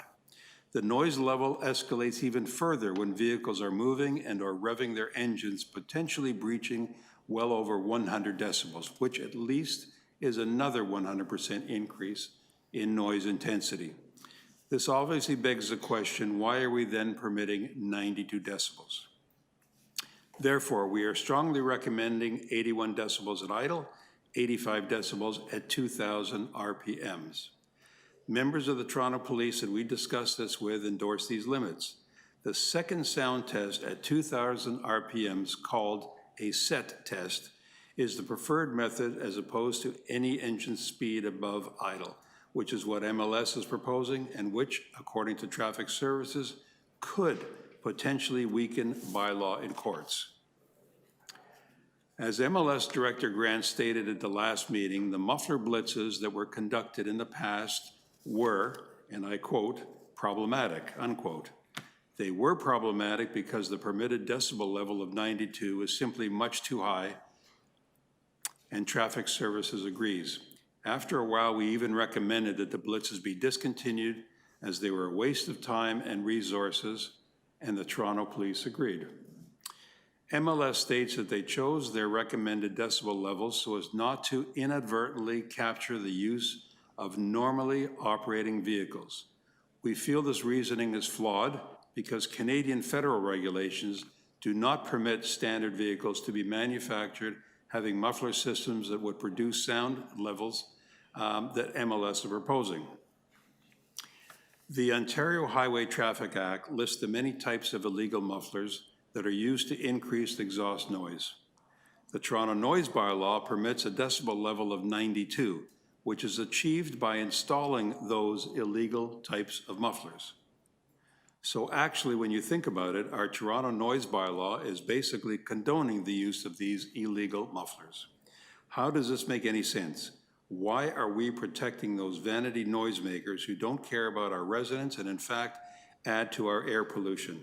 Why aren't we protecting our residents? Our Toronto police have agreed to participate in future muffler blitzes, providing there is a reasonable expectation of success.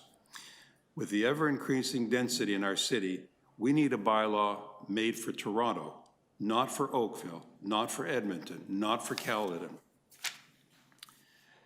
Before this meeting, Director Grant and I had a conversation. We both agreed that during the winter months, the city is quiet, and what a pleasure. The motorcycles and souped-up cars have gone into hibernation. Wouldn't it be fantastic to enjoy these 12 months a year?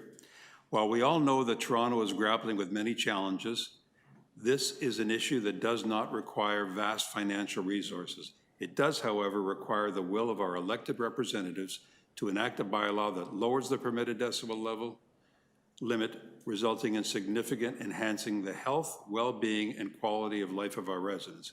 We therefore urge you to reject the recommendation before you and ask MLS this time to come back with specific options for significantly reduced decibel limits. Thank you for attention and consideration. Thank you. Are there any questions of the deputant? Seeing none, the next deputant is Ingrid Boudet online. Ingrid, welcome to the committee.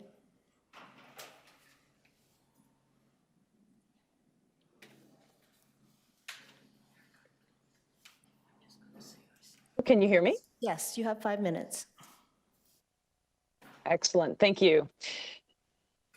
Chair Bravo and members of ECDC, thank you for the opportunity to speak with you today. My name is Ingrid Boudet, and I'm founder of No More Noise Toronto. I extend warm greetings to you from Cuba. Therefore, I don't have any graphics for you today. They're in the letter that I submitted earlier. I also extend heartfelt thanks to the over 100 people who sent emails, and also to those that are deputing today online and in person. I booked this holiday thinking that the noise bylaw review would be completed. However, with sincere thanks to Councillor Fletcher, it is not. I truly am grateful because this motion is a critical part of the noise bylaw review.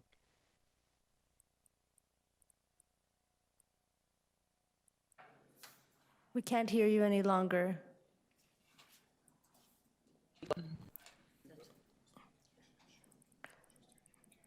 Sorry, I think you should. Can you hear me now? Yes. I will please. maybe go off camera. Yeah, please continue. I Okay. paused your Sorry time about for a this. minute. Yeah. Okay. Thank you so much. Motor vehicle noise is an issue across the city and impacts all of us and is generally created by illegal activity. It is also not very well managed. And if the city doesn't properly manage the decibel levels that vehicles are tested at, it is not managed at all. There are two very different stories about this item before you today. One story is of the residents who are negatively impacted by vehicle vanity noise every single day and night, and the councillors who represent them. We're trying to find solutions to the unnecessary noise caused by drivers who illegally modify their vehicles and then choose to drive them in a way to make noise that causes harm to everyone within earshot. This is the equivalent to someone blowing their secondhand smoke into your face as you inhale. We have to breathe, and we can't stop listening. The second story is of incrementalism and resistance to change. MLS's decisions to uphold the status quo after listening to over 40 deputations from the residents is clearly telling us that our health does not matter and our quality of life does not matter. If the city is not protecting its residents, then who is? I wonder what is holding the city back from doing so. And also, has Toronto Public Health been consulted with these decibel levels? Councillor Fletcher, you specifically asked for options on how to reduce the decibels that stationary vehicles and motorcycles are tested at. That is not what you and the residents of Toronto received. We were given a decision. This implies that there are no options, which is incorrect. For this reason alone, this report should be rejected and MLS sent back to provide what you asked for. And what we asked for, lower decibel level limits. And I'm going to ad-lib a little bit here now because of the report that the city put forward. And there was a number of things that I would like to know, because they had a very good diagram about how sound diminishes as you move away from the vehicle. And while that is true, I have a database of noise impacts that people experience on the ground floor, on the 5th floor, on the 14th floor, on the 54th floor. And these are all significant noise impacts. So how will we be able to know that that this testing is actually effective? Will these numbers be shared with us? Because right now it is impacting our health on a daily basis. And so while I'm thrilled that there are more funds to hire more bylaw officers, without proper decibel limits, any enforcement will be a waste of time and expertise for both the bylaw officers and the police. No matter how many there are, we're throwing money away, which we all know is something the city can't afford. In addition, on behalf of the over 1,000 No More Noise Toronto community members, we're starting to work with Toronto Police Services to understand and collaborate with them to get a handle on this purely managed noise problem. Additionally, I'm looking forward to working with TPS and the Customer Service Division to see how the reporting process can be improved. Many residents can help reducing this behavior, as until the city decides that the technology is where it needs to be, we are at the mercy of the noisemakers. Right now, we do not have confidence or trust the city to act in our best interest. Noise impacts all of us, and the impact of one illegal muffler and poor driver behavior purely at their whim and desire delivers millions of peak noise events that the vehicle is in use. You can see those numbers in my submitted letter. All of these impacts are on all of us who have no biological defense against sound. And so with that, I would like to say thank you. If you need to have somebody that can develop a database that is collecting a database on the noise impacts that that residents are being impacted by, the No More Noise Toronto community would be very happy to help you. Thank you. Thank you very much for your deputation. Any questions of the deputant? Seeing none, the next deputant is Adam Balog. Welcome to the committee. You have 5 minutes. Thank you, Madam Chair and committee members. I would like to begin by reviewing the current laws in Canada before I present the arguments for setting a reasonable decibel limit on motor vehicle and motorcycle noise. According to Transport Canada, and I quote, "All vehicles made for sale in Canada and all vehicles imported into Canada must meet the Canada Motor Vehicle Safety Standards. Manufacturers and importers must follow the Motor Vehicle Safety Regulations Schedule 3 and related safety standards, technical standards, documents, and test methods." End quote. These regulations include noise emission requirements that must be met. These noise requirements are based on an acceleration test. For motorcycles, this can be anywhere between 70 and 80 decibels, depending on the motorcycle specs and the test that's employed. For your typical passenger vehicle, this is 78 to 80 decibels with a margin of error of 2 decibels, again, depending on the test employed. These tests come from multiple sources, including but not limited to the United Nations, the International Organization for Standardization, ISO, the Environmental Protection Agency in the United States of America, and there are others. Transport Canada has not approved any stationary tests, including what the acoustical engineer's report has recommended to council through the report.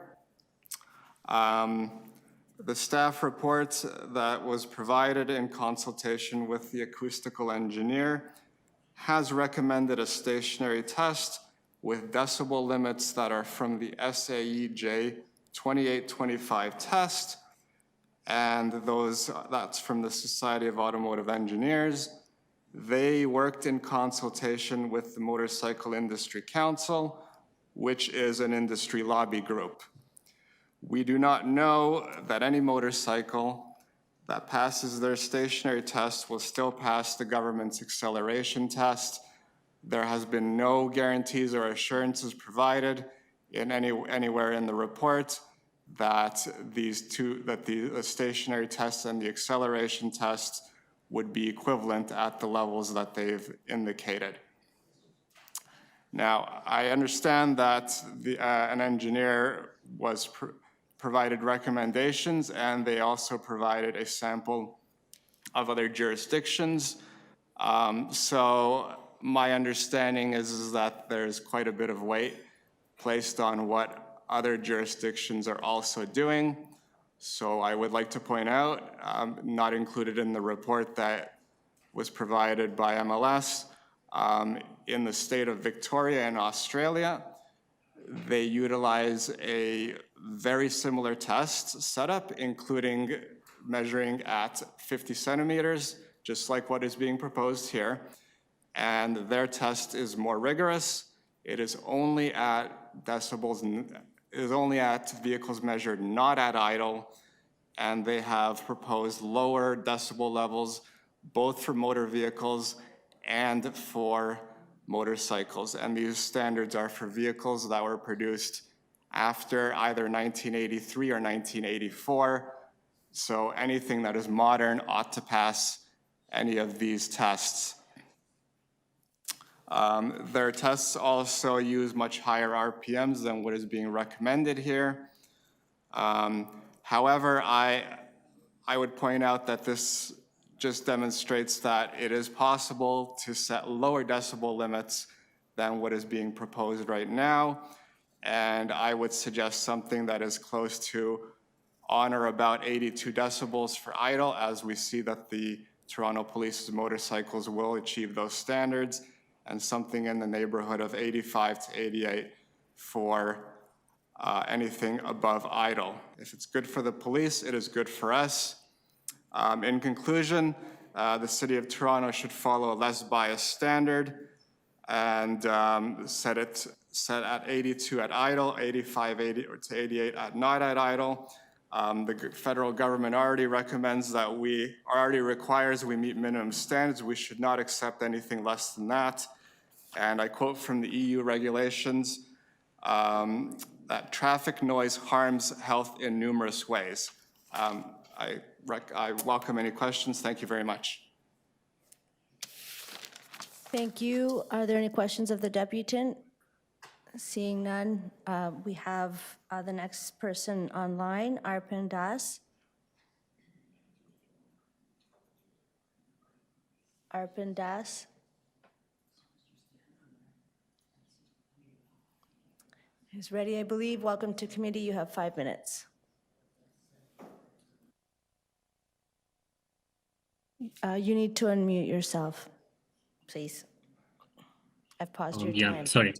Yes, I paused your time. Please continue. Thank you. Yeah, thank you for having me here today. I'm here to talk about the report submitted by Valcoustics Canada. I think the report is woefully inadequate and lacks the vision that Toronto should have. The report talks about NYC, Chicago, and Portland, cherry-picking data points and narratives without addressing the spirit of this noise bylaw review. Let's talk about NYC. The NYC noise bylaw is more than 3 decades old, and clearly it's written in a way that is hard to enforce. It says that the vehicle shouldn't be plainly audible at 150 feet, otherwise it's too loud. However, if we were to just convert this into an equivalent decibel, depending on the ambient noise, we would find that the decibel would be anywhere between 74 and 84. In 2024, Toronto is aiming for 96 decibels. Additionally, the report fails to cover NYC's 2023 Stop Spreading the Noise Act that uses noise cameras to ticket cars surpassing 85 decibels. Remember how I said 74 to 84? And they have been issuing 200 plus tickets a month to drivers with modified mufflers. Let's move on to Seattle. In 2018, Seattle passed a bylaw that allows officers to cite a driver if their vehicle is audible from 75 feet away. This is the same as NYC, but cuts the distance in half, and it's equivalent to 70 decibels. I'm curious why Valcoustics chose Portland over Seattle in their report, given both cities have roughly 700,000 residents and are neighbors in the Pacific Northwest region. Let's move on to Philadelphia. In 2021, the noise bylaw was amended to make any vehicular noise 5 decibels above ambient noise measured at 25 feet illegal. In decibels, this is 60 to 70. Once again, we see a major US city taking a strong stance against noise pollution, but conveniently, Valcoustics has decided not to report on them. Chicago was chosen instead of Philly, and both have similar population density. Agreed that Chicago has 1 million people more, but in terms of the population density, they are the same. Finally, let's talk about the EU. The EU has a single bylaw that applies to all member states. It's called Regulation 540/2014. The highlight is that the test methodology is similar to Toronto's at 50 centimeters from the tailpipe. Testing includes engine noise as well as tire noise, mimicking conditions similar to real-world usage where tire noise can be as much as 30 to 70% of total noise. And there's a schedule that becomes stricter over time. In 2016, the decibel allowed varied from 72 to 80, depending upon the vehicle weight. And the decibel allowed in 2024 varies from 68 to 77. Again, Toronto in 2024 is suggesting 96 decibels, which is worse than what EU was 8 years ago. What's fascinating is that I read that there are sports car manufacturers, BMW, AMG, they have been complying with EU laws while keeping their target audience happy by piping fake engine noises inside the car cabin. So from the outside, it's pristine and quiet, but from the inside, these drivers think they're being loud and they're happy. When I think of Toronto, I imagine a progressive city with high standards. Bylaws that have Toronto pointing blindly towards a decade in the past is not what I have in mind. I expect leadership from the City Council in setting a high bar for Toronto, which involves not just adopting but surpassing the best elements from international cities. I don't think the report by Valcoustics can help us achieve that, and is at best misguided and at worst an attempt at poisoning the well to stifle legislative reform. Thank you for having me. I'm open to any questions. Thank you. Are there any questions of the deputant? Seeing none, the next speaker is Adam Roy Cahoon. Adam Roy Cahoon is online.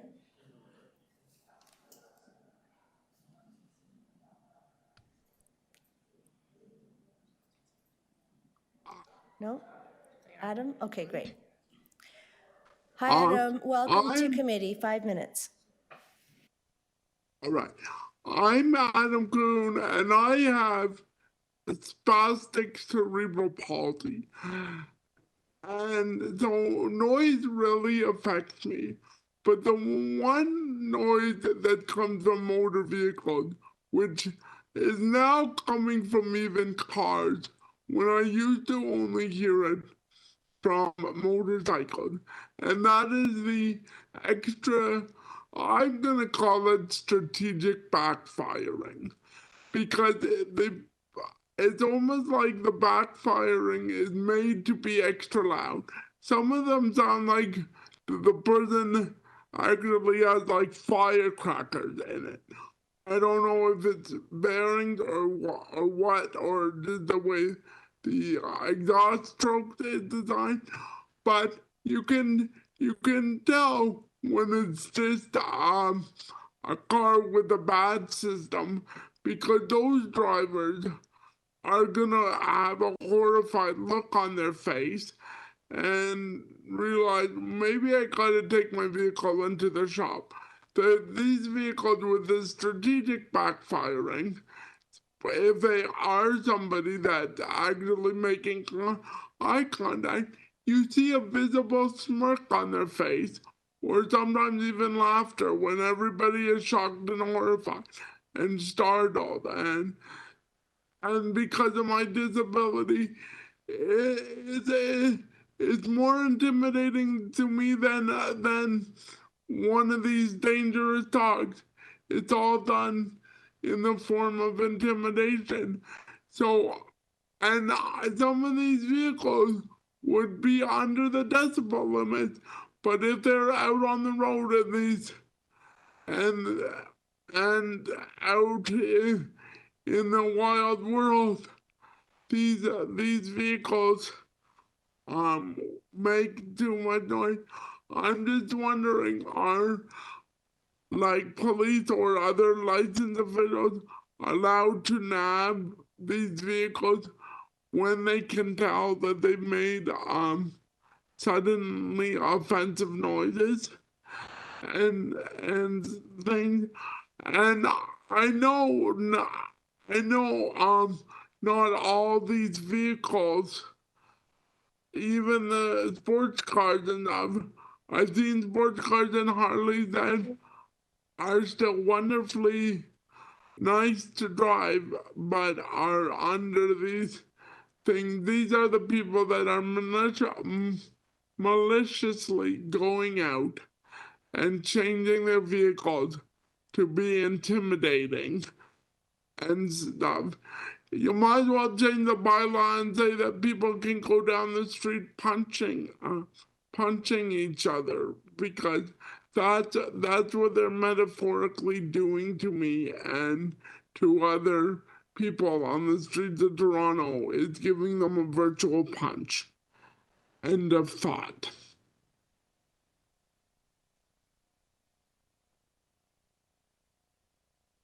Thank you very much for your deputation. Are there any questions of the deputant? Seeing none, we're going on to the next speaker. That would be Mark Hall, also online.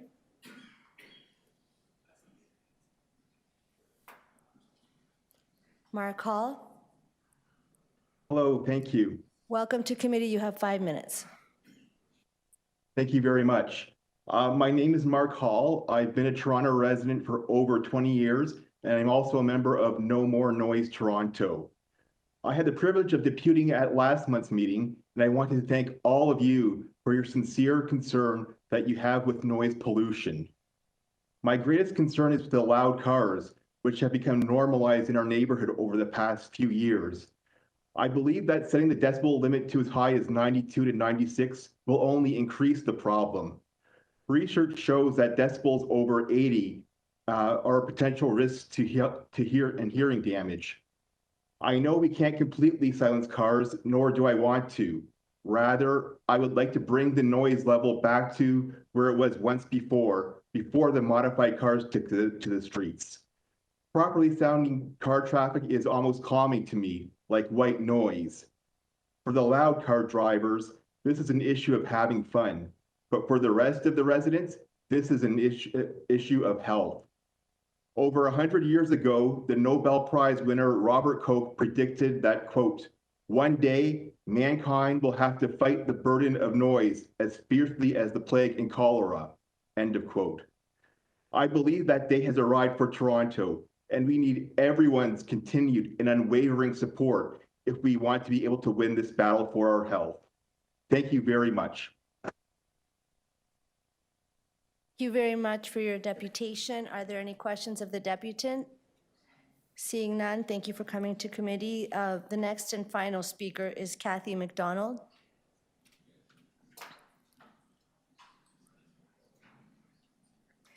Welcome to the committee. You have 5 minutes. Thank you. Yes.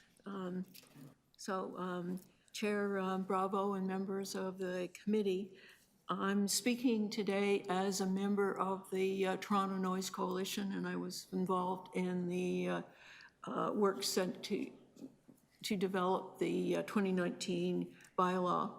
I'm also speaking as the co-chair of the Federation of North Toronto Residents Associations, which now I believe includes 37 residents associations in the city. To make my presentation short, we strongly support the comments made by Alan Baker and Ingrid Boudet today. The city must work on lowering noise that affects us all. Residents of the city expect this. So the MLS sort of seems to be supporting only the cities and organizations that agree with the higher levels of noise standards, and we need to find lower ones. So we ask that MLS report back on the effectiveness of options for reducing the permitted stationary decibel limits for motor vehicles and motorcycles below the 92 decibels at idle. Thank you. Thank you for your deputation. Are there any questions of the deputant? Seeing none. That concludes deputations. We are now on to questions of staff. Visiting counselors. Counselor Sachs, do you have questions of staff?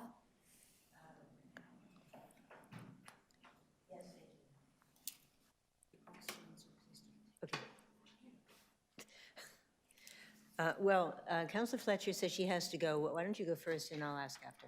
Because I'm quorum, and then I'm quorum. So I'm asking you to ask quick questions. Thanks.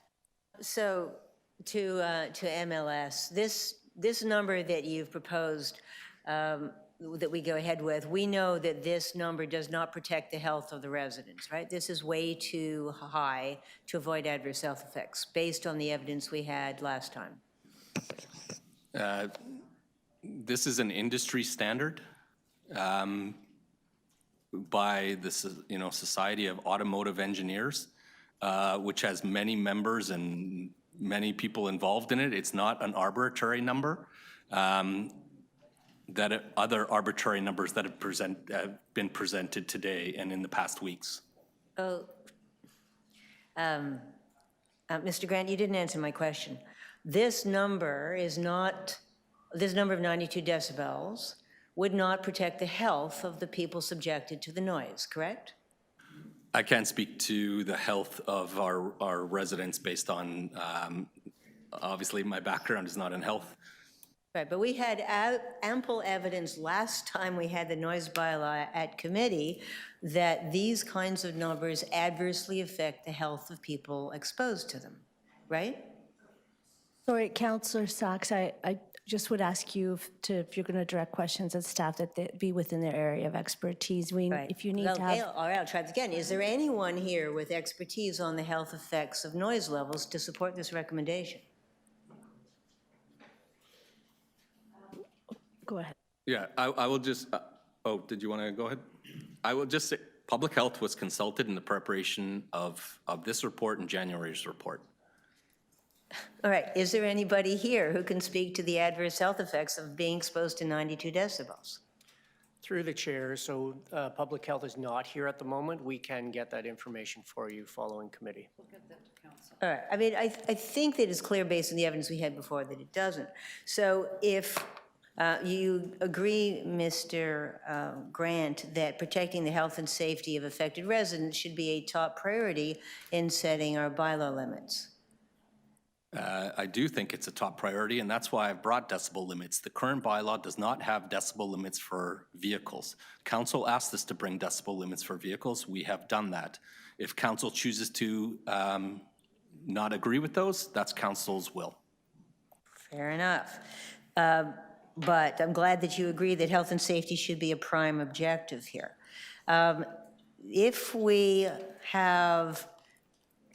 If we adopt standards that are lower than this number so as to actually protect the health and safety of the people of our city, do you have a number of recommendations from Bell Acoustics as to how to take sound measurements? Do you have the capacity to take sound measurements in the way that Bell Acoustics has recommended?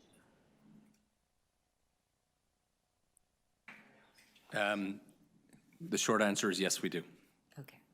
All right, thanks very much. Thank you. Are there any other questions of staff?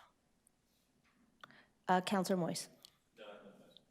Oh, changed his mind. Okay. Now to speak, Councillor Sachs. Before I do that, I see Councillor Robinson has joined us. If for quorum purposes, if you would please turn on your camera, that would be helpful. Go ahead, Councillor Sachs, 5 minutes. Yes, thank you. I mean, I'm here to support the representations of the No More Noise Coalition. I've read this report. I've worked with Bell Acoustics. Bell Acoustics is a good firm, but they have no expertise in health. They're simply saying there are lots of other standards that allow lots and lots of noise from motor vehicles. They've given us really useful technical advice on how to measure noise, but they are not capable of giving us advice as to what the level of noise should be. And I think it was really clear from the evidence we had last time that this level of noise does not protect human health. You've heard from Mr. Baker and others. We have, especially, I mean, I know it's not just in my ward, but in my ward, we have constant problems with loud noise from motor vehicles, waking people up, interfering with their sleep. We know that loss of sleep has adverse health effects.